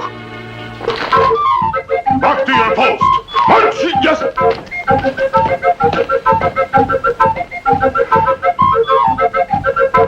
Now then, you have the honor of being the first to occupy my jail, Mr. Deputy Marshal. If you are a Deputy Marshal. You saw the badge. Maybe you found it. Maybe you stole it. But here you stay till I write to Austin to find out. Now what you got to say, huh? I think you're out of your mind. Eh? I think you're loco. Nuts. So, we find out who is loco. My fine young smart aleck. We find out who is nuts. Find out. We find out who's loco and is not. loco. We find out. This is the end of all the years of hard work here in this wonderful country. This is the end of everything. Maybe they will send Papa to prison for locking up the marshal. Heidi, your own Papa, you would wish in prison? Only long enough so Kurt and I could get married yet. And you could live with us until he got out. How sharper than a serpent's tooth is a thankless child. So, you wish your own father in prison so you can marry that good-for-nothing commoner. You, the daughter of a baron. But, Papa, we were engaged already before Cousin Rudolph died. Rudolph was only second cousin. Second schmecken, the title passed to me. You should be proud. I would rather be happy. And I was real proud of you. Then you were just plain Bill Ritter, the best blacksmith in the country. You think it's fun to be baron? Wear this collar, this tight coat. You think the obligations of royalty is easy yet? This is America. There's no law says you got to be a baron. The law of succession says I got to be a baron. Passed down for 600 years. The barony of Wolfgang von Brandenburg Ritterhaus von Schnell. I have spoken. Take the prisoner his food. Not you, Heidi. You, Anna.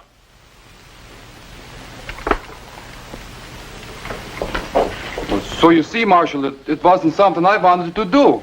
I'm a soldier, and the soldiers got to obey orders. You were obstructing justice. You threw down on me with that gun of yours. That could be a very serious offense. It wasn't loaded. Look. I don't keep a cartridge in it, ever. Some army. Oh, here comes Mrs. Ritter. I got to get back to my post.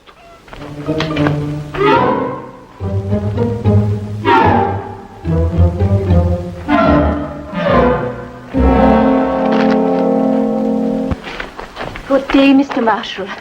I brought you some lunch. It's very kind of it, Mrs. Ritter.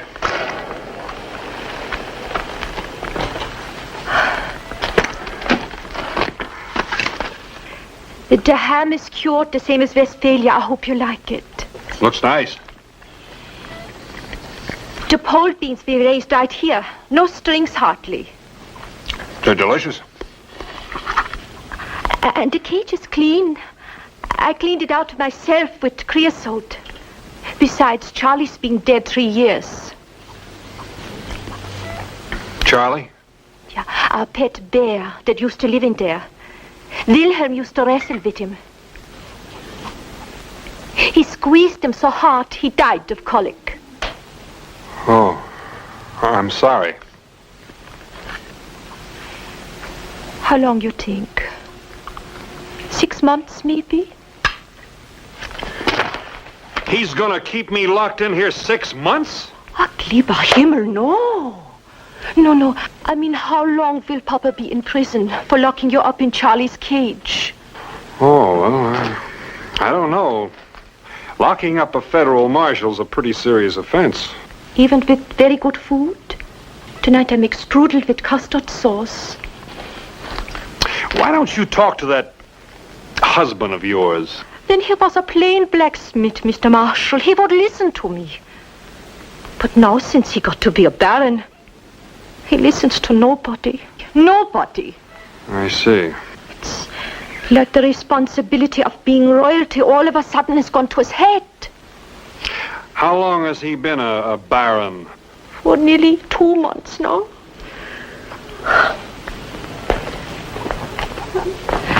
And since he put up the toll gate and got the cannon, none of our friends speak to us. Nobody. Well, it must be pretty hard on you and your daughter. Well, maybe when he's asleep tonight, I can get the key. Maybe if... If what?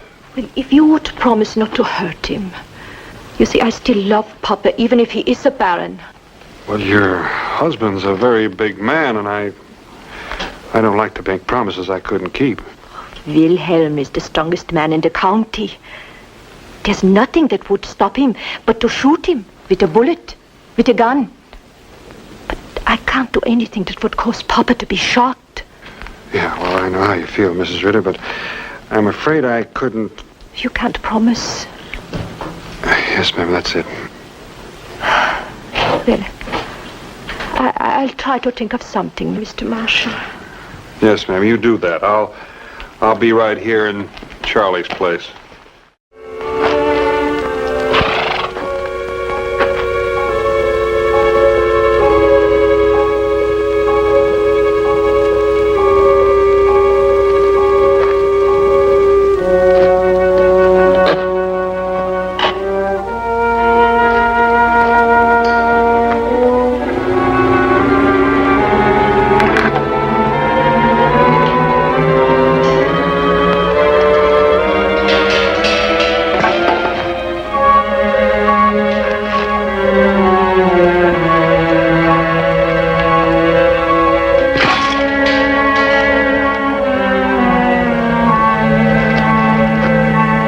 So sit down already. It's getting cold. All right, Papa, all right.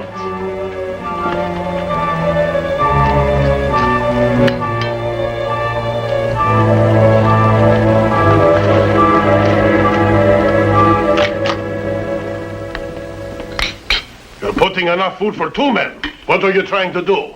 So at least he can't say we're stingy. Huh? If I might say so, sir, I think you are making a mistake. Did somebody ask you? Well, I think he is a real marshal. A deputy, that is. And I think you are guilty of insubordination. Maybe you would like to join him in the barricade, huh? Papa! And you too. Maybe I'll lock up the whole shebang until I get some proper respect around here. You are spilling tobacco on the tablecloth, Wilhelm. And what if I am? You can be the Baron everywhere but in my kitchen. Here, I'm the boss. You behave here or gives no more cooking. Now, Anna. I think she's right.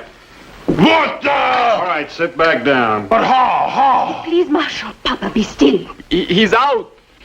And you keep quiet, Kurt Brunfeld. Kurt, do something. That's an order. But I ain't even thinking of doing something. You are fired. Dishonorable discharged. Well, then I quit. Will you be taking Papa to prison tonight, Mr. Marshal? Well, not until I've had some supper. On your feet, Baron. But how could you get out? Over there. Through the door. But how could you get out? Move! This is a violation of my civil rights. Hold that. I know the law. You'll wait and see. Section 9, paragraph 2. The privilege of the writ of habeas corpus shall not be suspended. Unless when in cases of invasion or rebellion, the public safety may require it. Who's invading? You're a nobleman of a foreign power, aren't you? You set up an army without consent of Congress, didn't you? And you held up travelers at the point of a cannon. Well, didn't you? No person shall be compelled to be a witness against himself. That is the 5th Amendment, you ignoramus. I refuse to answer. You will have your day in court. Come on. You can't do this to me. Wait and see. I know the law, my colleague.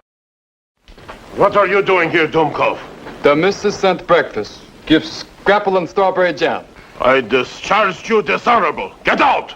Mrs. Ritter, she hired me. For what? To milk the cows and to pull the Johnson grass out of the corn and to clean up the kitchen garden. So, you like better to be farmer than soldier, huh? Yes, I do. Better, much better. And I like you too better as a blacksmith. Traitor! Coward! Farmer! Achtung! March! Mach schnell!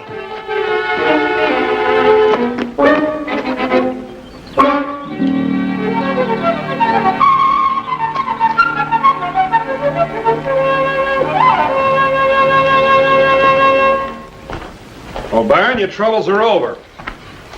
So, you found it in the Constitution like I said you would, huh? You can keep your title, your toll gate, and your cannon. I knew it.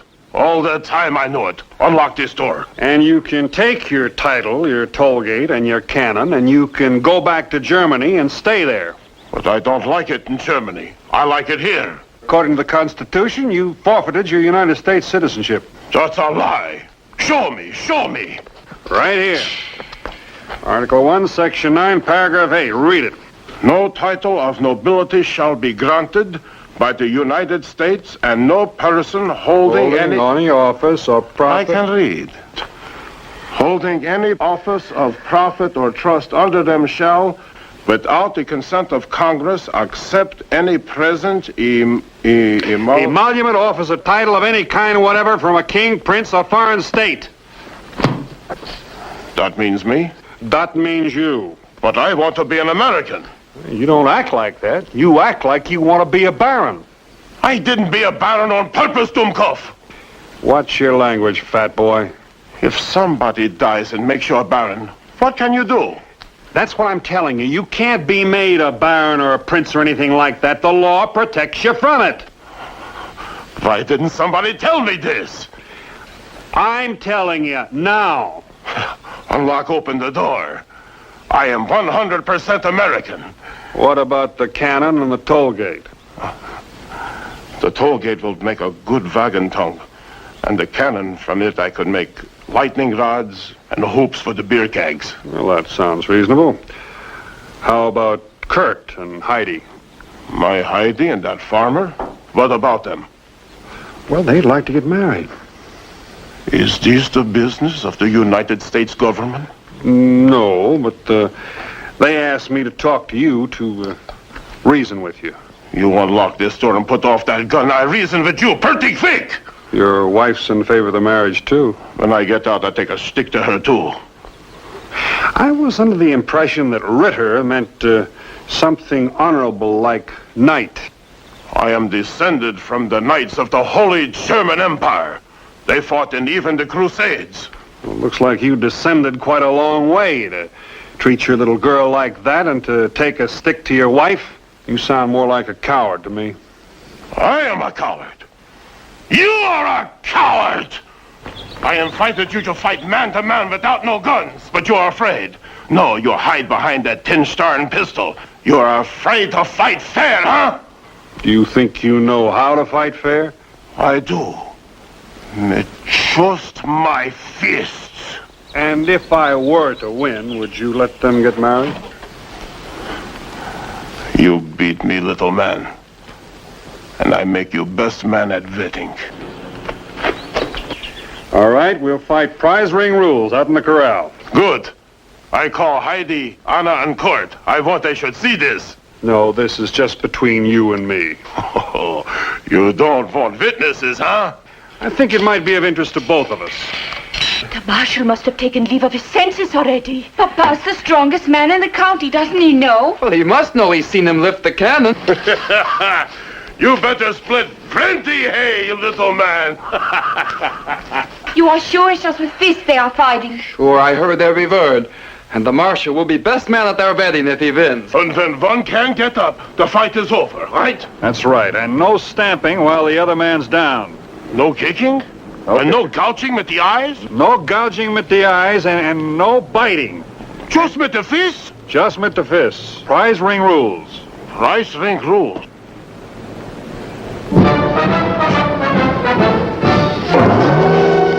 Papa!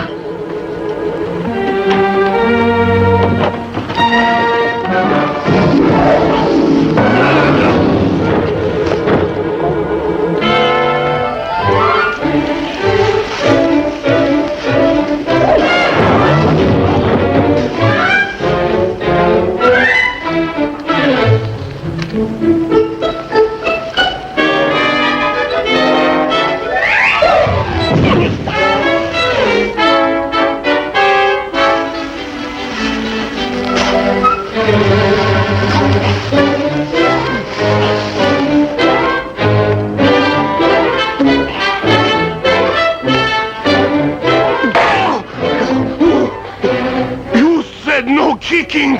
No kicking when you're down. Oh. not always in the nose. Act!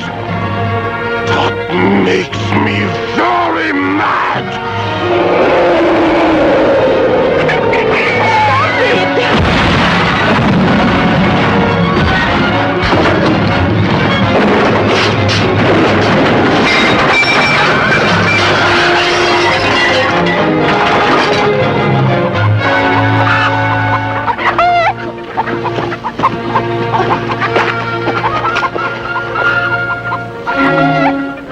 You had enough, Marshal? Yeah, guess I have. You're a pretty good man yourself, Marshal. Much obliged. Come on, we got hot water and Annika in the kitchen. Come.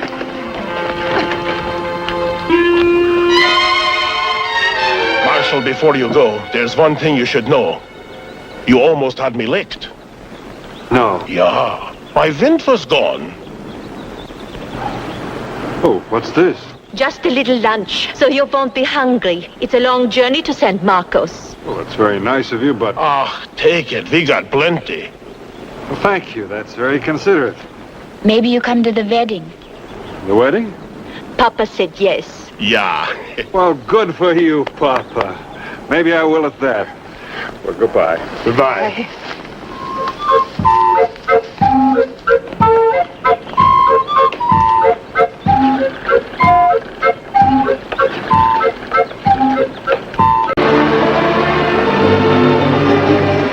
I'd been riding fence since sunup, and it was a hot day.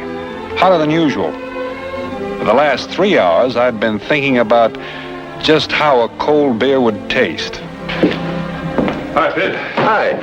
Give me a beer, will you? Hot enough for you? Yeah, plenty. Well, what do you know?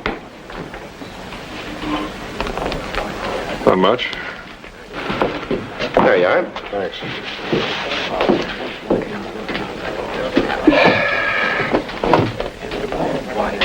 Say, what's his name? Vin Bonner.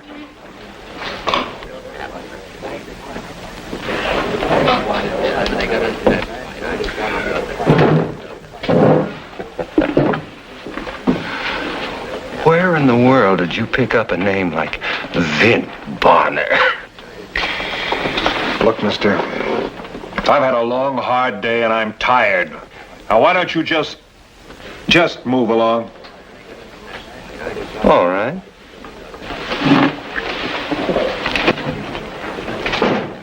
That's the way you want it.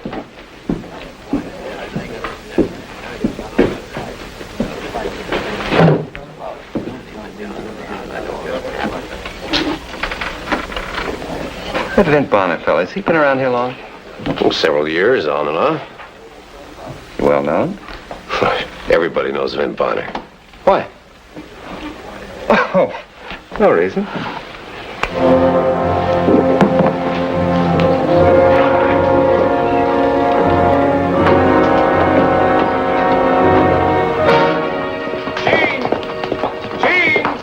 Hello, Gene!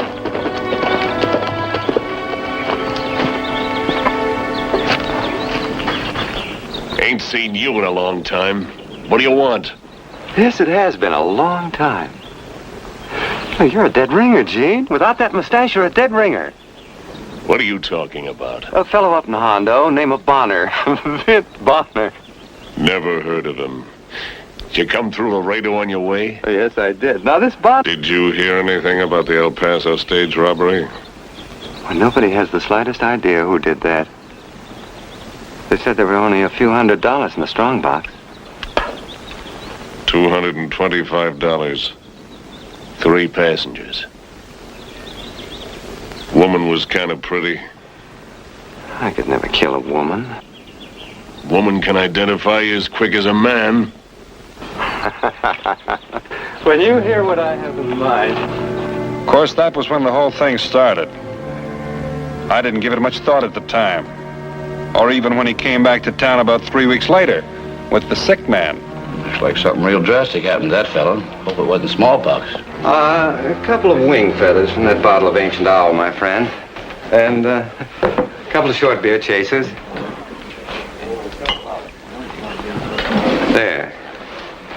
There you have an example of man's triumph over disaster, gentlemen. Although grievously burned when a kerosene lamp exploded, it's not necessary for him to suffer the pangs and punishment of a burning thirst. Of course. My friend and patient would like to buy drinks for the house, gentlemen. Sheriff, Vint, what'll it be? Small beer. I'll have the same. Thank you. To your very good health and early recovery, sir. Well, permit me to introduce my patient, Mr. Eugene Baroda of Marfa. I'm Dr. Nicholas Dawson, same city. We're on our way north to a hospital in San Francisco where Mr. Baroda will undergo treatment for burns. We've elected to stay in your fair city for a few days while my patient recovers his strength. Windy fella, ain't he?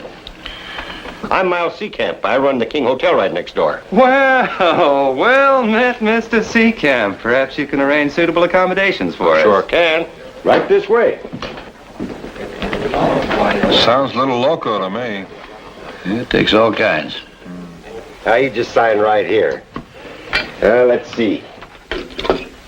Here. There you are. Room number 8, end of the hall, right in the corner.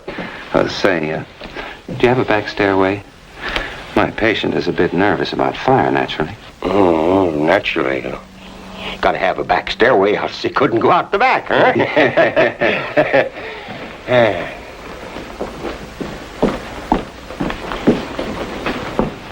Now, I'll get our luggage.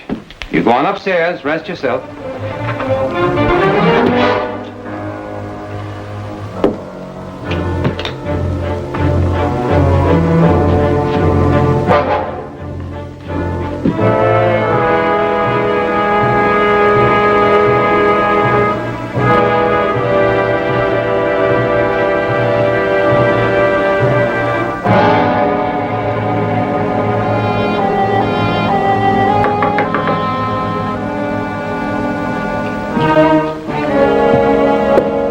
Dr. Dawson. Well, was I right or was I right, huh? Like looking in a mirror. It's like taking candy from a baby. Taking candy from a little girl baby. One that's fast asleep at that.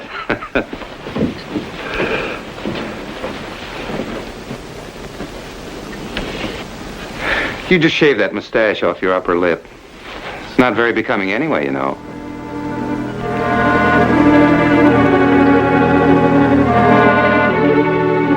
Oh, that is incredible.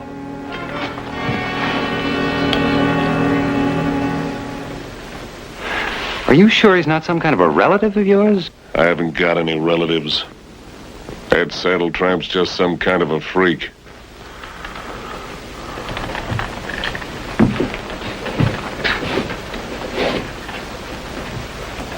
No. No, he doesn't walk quite like that, and he holds his mouth differently. Don't try to tell me what to do. I just want you to talk like him and look like him and act like him. Nobody's gonna notice much when they look in the end of this. Gene, you're not up in the mountains now. Muzzle of that thing looks like open grave. Now, you can just sign that paper and forget about it till you sell your stock. That makes $325 total, Vint. You saving up to get married or something? Not me. Just try it sometime. It's not half bad. Guess you're right. How is Millie? Fine. The kids? Growing like Johnson grass and eating like timberwolves. Baby's got 3 new teeth already. No fooling. No fooling. Word of honor. All in front. Give Millie my regards. So long, Mr. Newcomb. So long, Vint. Say hello to Charlie McCadden. I'll do that when I see him.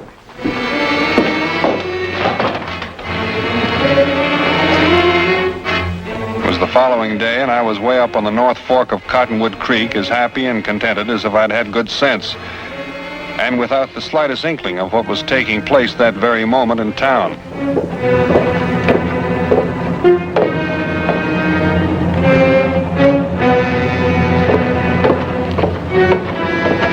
Hi, Vint. Hi, Vint. Hi.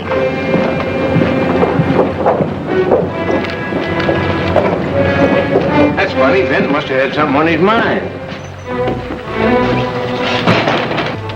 Vent? Hello, Vent. Taking the day off? Fill this up. No silver, just greenbacks. This is your idea of a joke, Mint. It's in bad taste. Very bad taste. This is no joke. Have you been on your mind? Fill this up like I said. Greenbacks.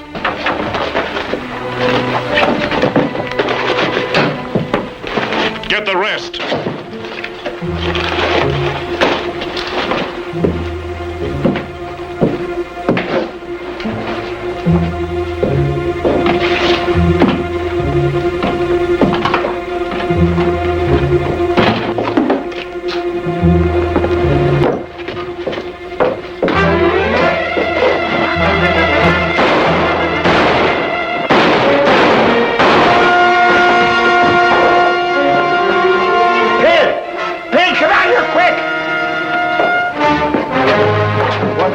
Bonner just held up the bank and killed Arch Tatum. Bonner? Don't stand there wasting time. Go get the sheriff. Hurry before he gets away.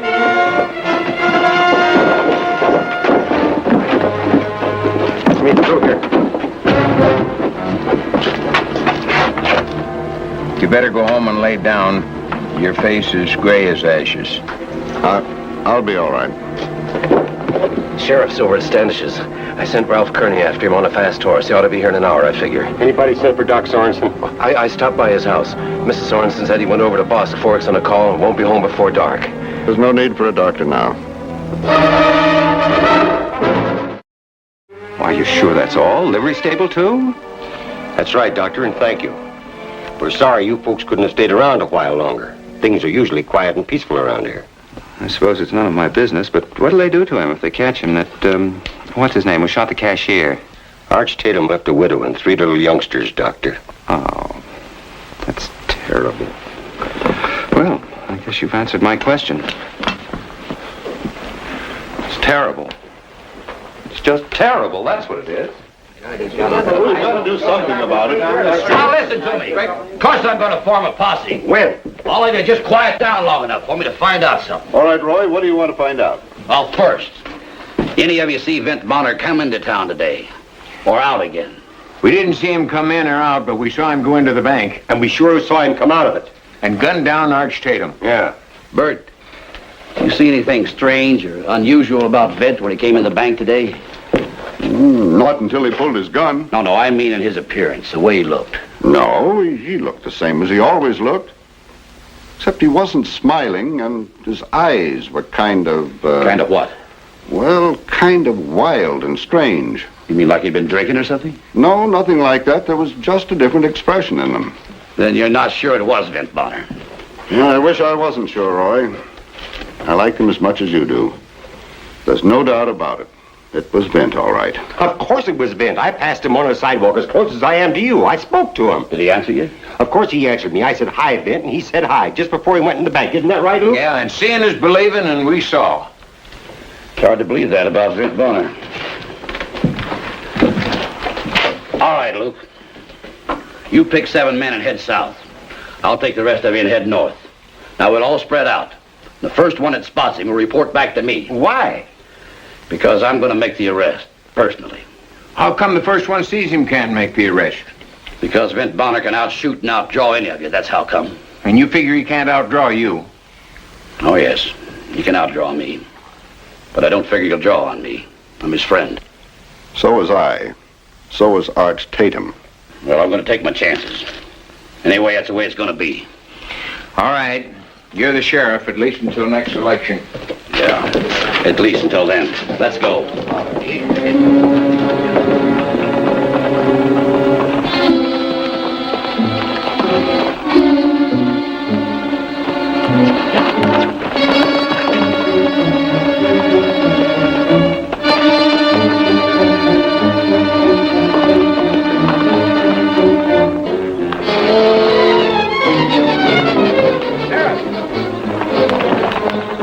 I found him, Sheriff. I found him. Where is he? Why, up Cottonwood Creek, about a mile. Did he see you? No, sir. I took good care he didn't, too. What's he doing? Well, he's patching the line fence just as natural as though nothing happened. You go round up the posse, Pid. Sure you don't want me to back you up? No, you do as I say. Go round up the boys. Okay, if you say so.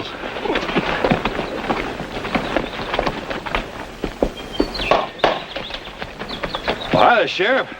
What are you doing away from the Oasis? Oh, just thought I'd take a little ride, see what I could see. Well, there's nothing up here but the scenery and me, of course. How are you feeling? Fine. Why? You call that wire tight? Well, sure, it's as tight as a fiddle. Well, you're getting kind of tricky in your old age, aren't you? Take it easy, Vent. I don't want any trouble. All right, Sheriff, I'll go quietly, but tell me something. Why are you practicing on me? Not practicing. I've got to take you in. What are you talking about? They say you robbed the bank today and killed Arch Tatum. Huh? Who says? Art Newcomb, C Camp, Weber, about 1:15. Well, I don't care what they say. I've been right here all day. All alone? Of course. Well, I don't know what to think.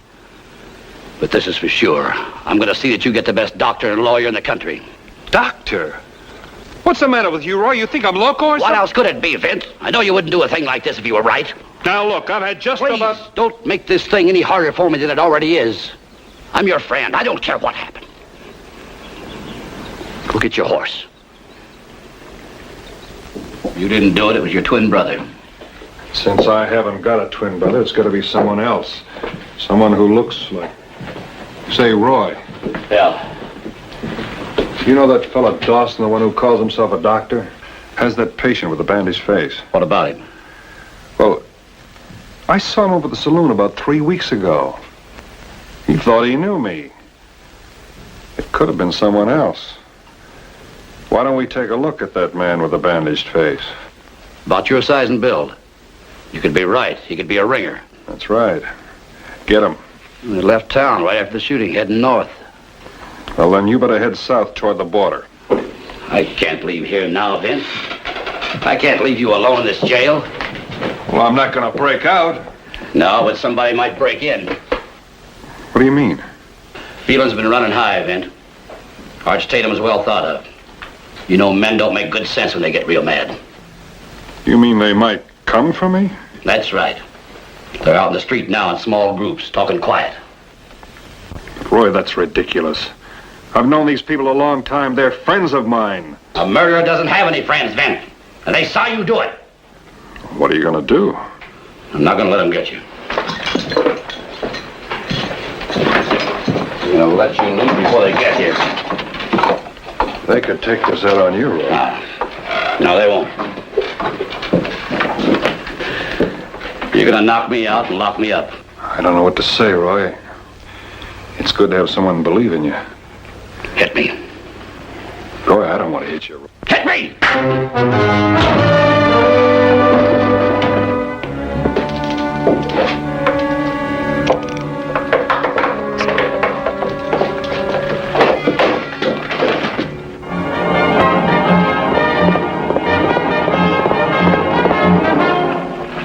You better keep that bandage on, Gene. You gotta wear it until your mustache grows out again. I don't gotta wear it to sleep. It itches. Doesn't itch as much as a rope will if they catch up with you. I know, that's the beauty of this. They're off chasing this Bonner fellow. By now, they've probably caught and lynched him. Pretty soon we'll be in Mexico with all those beautiful greenbacks to spend. You know, this would be as good a time as any to divide it. Why? Well, in case something happened and we got separated or something. That's just why we ain't gonna divide it. What do you mean? You know what would happen if someone was to catch up with us and the shooting started? Well, I'd stay with you, help you fight them off. In a pig's eye, you would. You'd run like a suck-egg dog. Well, Gene, how can you say a thing like that? Because that's what would happen. That's gratitude for you. You just be grateful. I could have took it all. I took all the chances. Yeah. I guess you did at that. I'm not worried. I know you'll do right by me. Good night, Gene.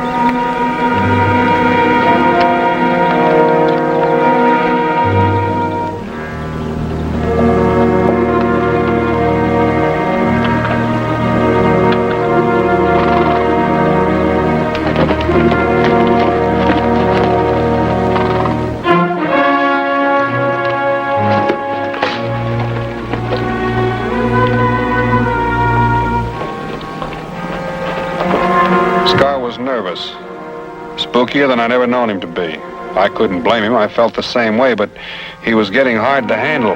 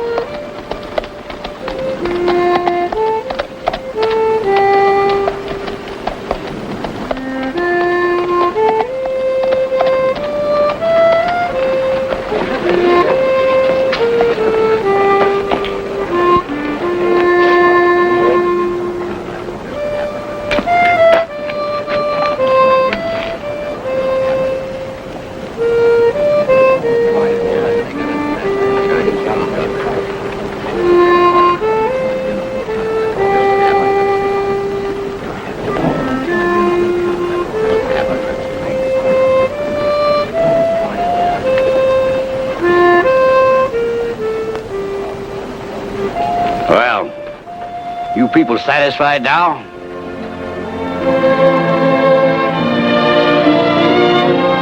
Nice town with quiet, nice people, but 3 months is a long time to stay in one place.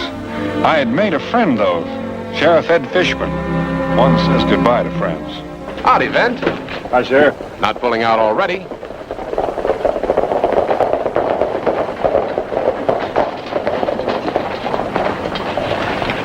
You the sheriff here?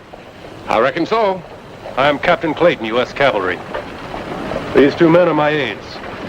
You people are kind of a long way from home base, aren't you, Captain? And who might you be, mister?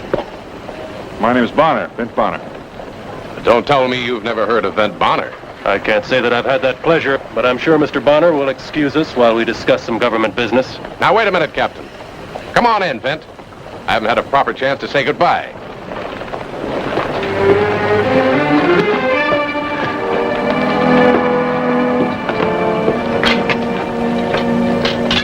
Don't be too hard on the young fella.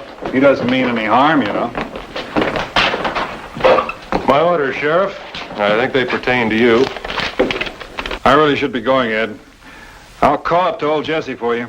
Did you say old Jesse, Mr. Bonner? That's right. Do you know him? You ever seen anything like this? I can't say that I have. Have you, Vent? Gold. Odd-looking coin. Yes, it is unusual. There was only one minting of those coins, and they were on a quartermaster train lost in this vicinity in '64 on or about the 19th day of October. That's going on 20 years ago. That's correct, Mr. Bonner. None of that gold shipment was ever recovered. Not until 6 weeks ago, then only those 2 coins. You mean you come here to investigate old Jesse? Investigate and interrogate. Well, you're going to have to find him first. That shouldn't be so difficult, Sheriff. That's what you think.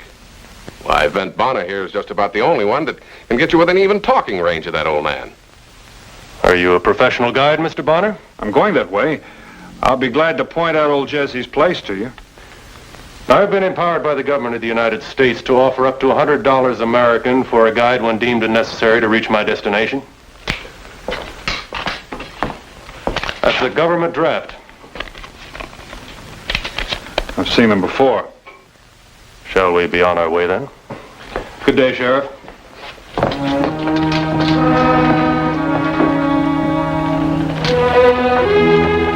How's your voice, Captain? What do you mean? I mean, can you be heard 100 yards? Well, I think so. Why? I think that's about as close as you're going to get to old Jesse.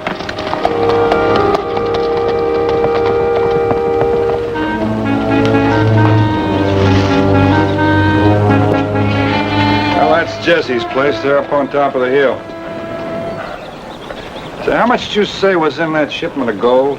About $500,000, mostly in gold ingot. That would be pretty heavy, wouldn't it? Oh, about 1.5 tons. 1.5 tons? Well, how do you expect an old man to get 1.5 tons of gold up that hill? Well, suppose I ask him that. Now, you've done your job, Mr. Bonner. I think I can handle it from here. Captain, if you don't mind, I think I'll stick around. Right, man.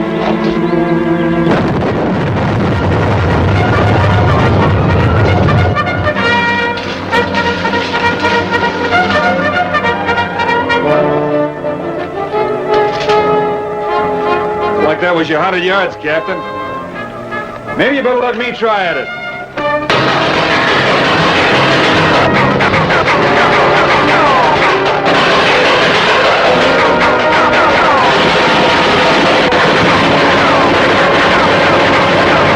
Jesse! Hold it a gol darn minute, it's a friend! I ain't got no friends. So go on about your business before I bring my aim down where it ought to be. Did you hear what I said? It's Vint. Vint? That's you, Vint? Of course it's me. Come up a little closer so I can get a better look at you, Vint. Be careful, mind you. That's far enough, Vint. Now, what's on your mind? Now look, Jesse. I want to talk to you. Close up and private. I'm coming up all the way.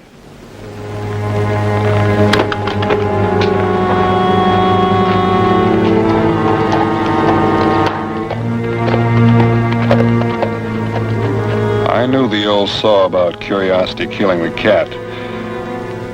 With all this hardware around, it stood a good chance of killing me.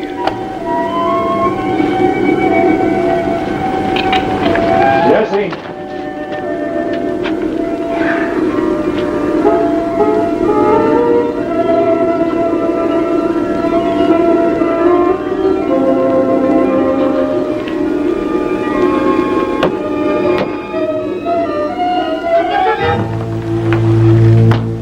Jesse?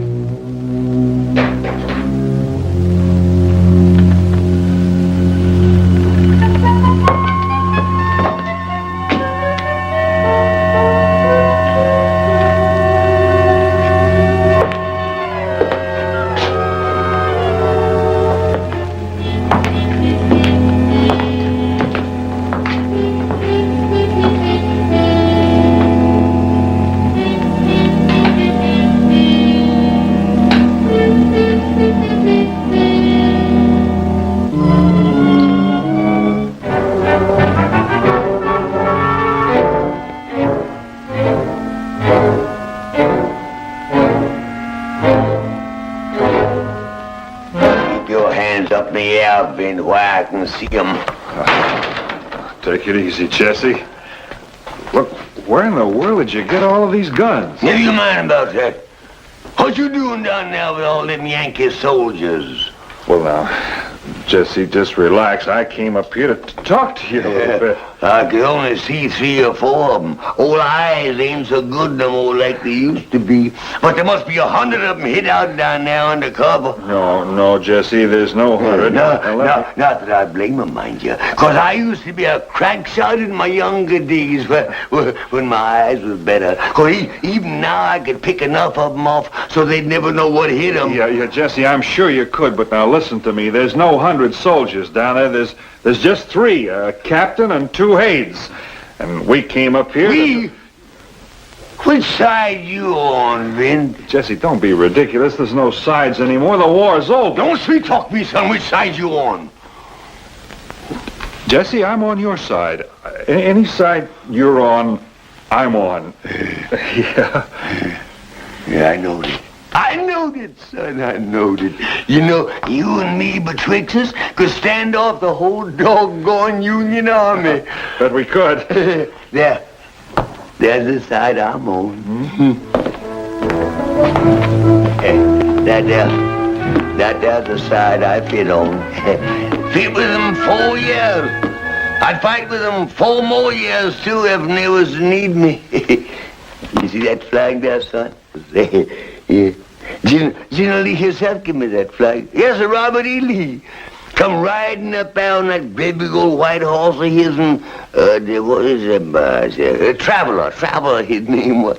He called me right out of the ranks, and he said to me, yeah. What them doggone Yankees want with me anyway? Well, Jesse, it doesn't make any difference now. It couldn't be true anyway. What do you mean don't make no difference? Man like you ain't gonna come all the way up here about something that don't make no difference, risking a shot from my gun? And what is this here that can't be true? Well, that young Union officer seems to think that you've got over a ton of gold stashed in the shack up here. This here ain't no shack.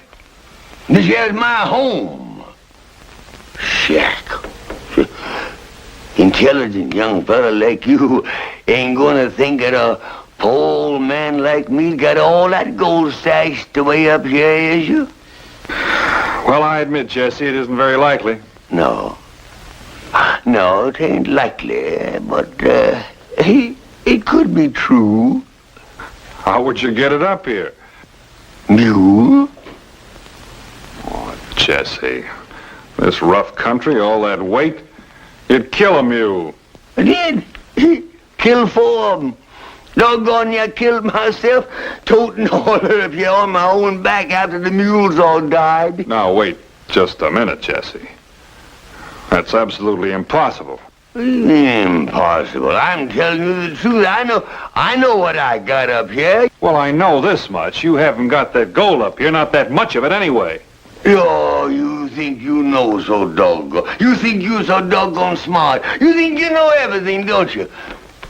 Just hold your horses, son. Just hold your horses. Look at here.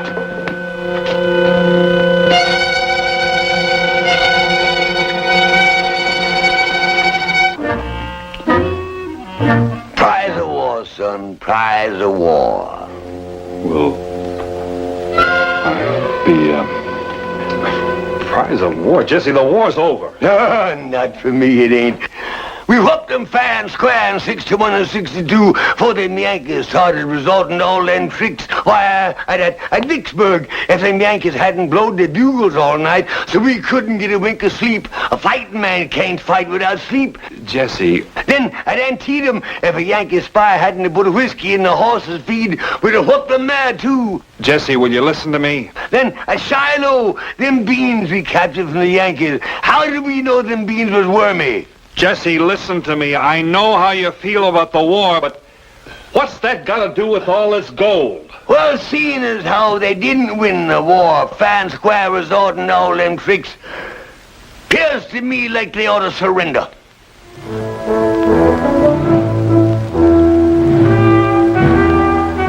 They ought to what? Surrender! And seeing as how I'm about the only fighting man the South has got left, it looks to me like they ought to surrender to me. 'Cause that's the only way they're ever gonna get that gold.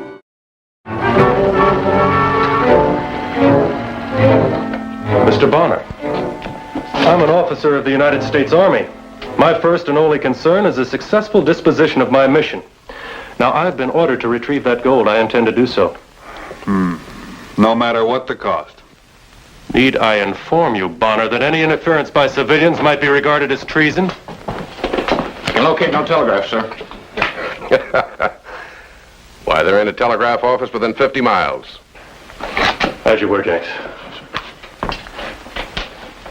Well, then the four of us will have to enter that shack. The three of you. You have a short memory, Bonner. As I recall, you are still in Army employ. Captain, the Army employed me to guide them to old Jesse's shack. I've done that. Have it as you will, the three of us. And I hope you've notified your next of kin, because the three of you aren't coming back. One old man against 3 cavalry troopers? It's hardly a match. But I've seen that old man's arsenal, and I think he's gonna win. Ridiculous. Captain. Yes. Begging your pardon, sir, meaning no disrespect, but don't you think Mr. Bonner has a point, sir? That Gatling gun and all, sir? And all what, Jenks? Well, sir, Mr. Bonner has already told us that shack's built like a fort. That's Mr. Bonner's opinion. Begging the captain's pardon again, sir.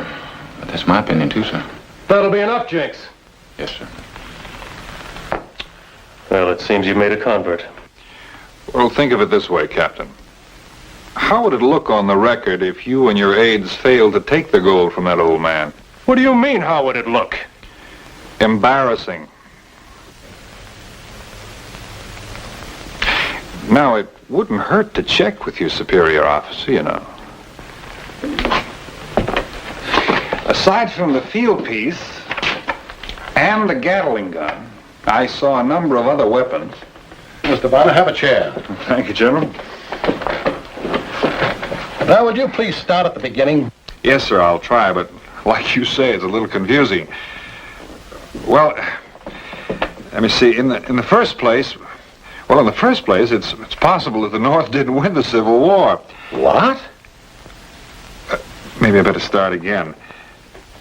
Did you ever hear of the 1st Texas Cavalry, sir? What Union soldier within 1,000 miles of the Mississippi hasn't? Well, that was old Jesse's outfit. Well, it was a fine force. I know because I fought against it. And if old Jesse was a member of that outfit, he was quite a soldier in his day. Well, that's what he says. He also says, well, he said that the North didn't win the war. Fair and square, that is. He said that, well, for instance, at Vicksburg, the Northern buglers kept blowing their horns all night and kept the Southern soldiers awake, and that's why they lost the battle. And at Antietam, a Northerners put whiskey in the horse feed, and some of the Southern horses were drunk. Mr. Bonner, will you please make some sense? Well, let me put it this way, General. Jesse occupies an impregnable position on a cliff against a mountain wall. Pete guards every approach. Aside from a field piece and a Gatling gun, he's got enough small arms to last for weeks. There's bound to be bloodshed. Can it be avoided? I think so, General, if you let me arrange a surrender. Mr. Bonner, the South surrendered 20 years ago. No, General, I don't think you understand what I mean. What I mean is, I want to arrange for you to surrender to Jesse. Mr. Bonner, you must be completely and totally out of your mind. Maybe I am, General, but I thought the government wanted that gold back. Well, of course they do. Well, this way they could get it back without firing a shot and with no bloodshed. Well, of course the government can use the gold, all right, but you'll have to give me time to see if this can be arranged. By all means, General, take all the time you want. It's amazing what gold will buy these days. You're so right, General.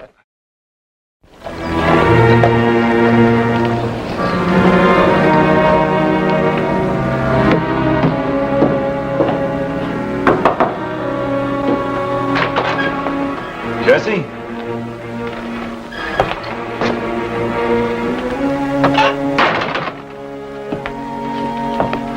Jesse?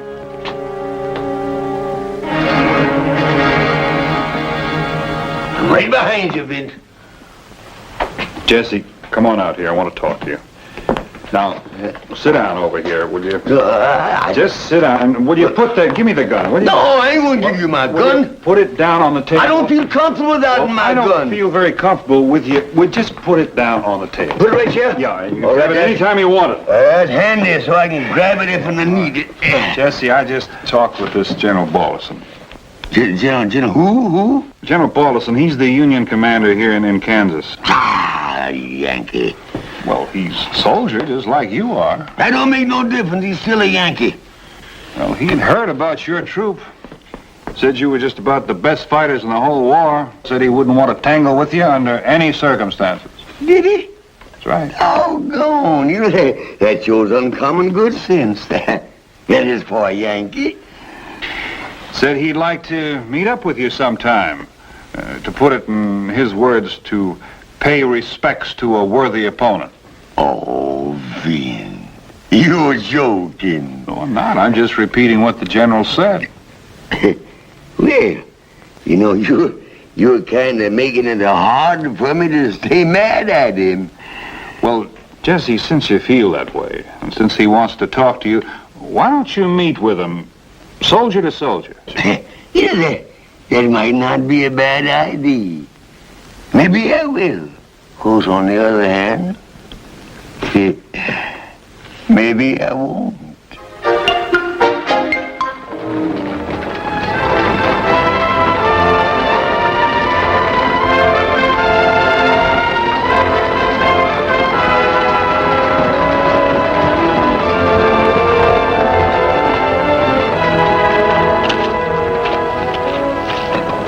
Welcome to Shelby, General. Thank you, Mr. Bonner. I expect you've made the necessary arrangements. Yes, sir. 10 o'clock tomorrow morning, Mars Clearing, if that's all right with you. I find that acceptable. Until 10 o'clock, then. Captain, you'll find a suitable site near Mars Clearing. Yes, sir. Corporal, carry on.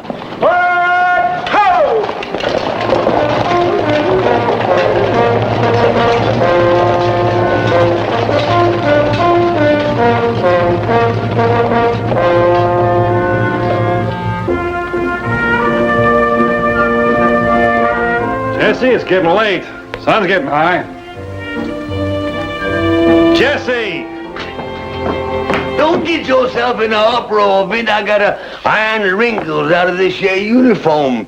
Tain't fitting to appear before no general in it like this, even if he is a Yankee. All right.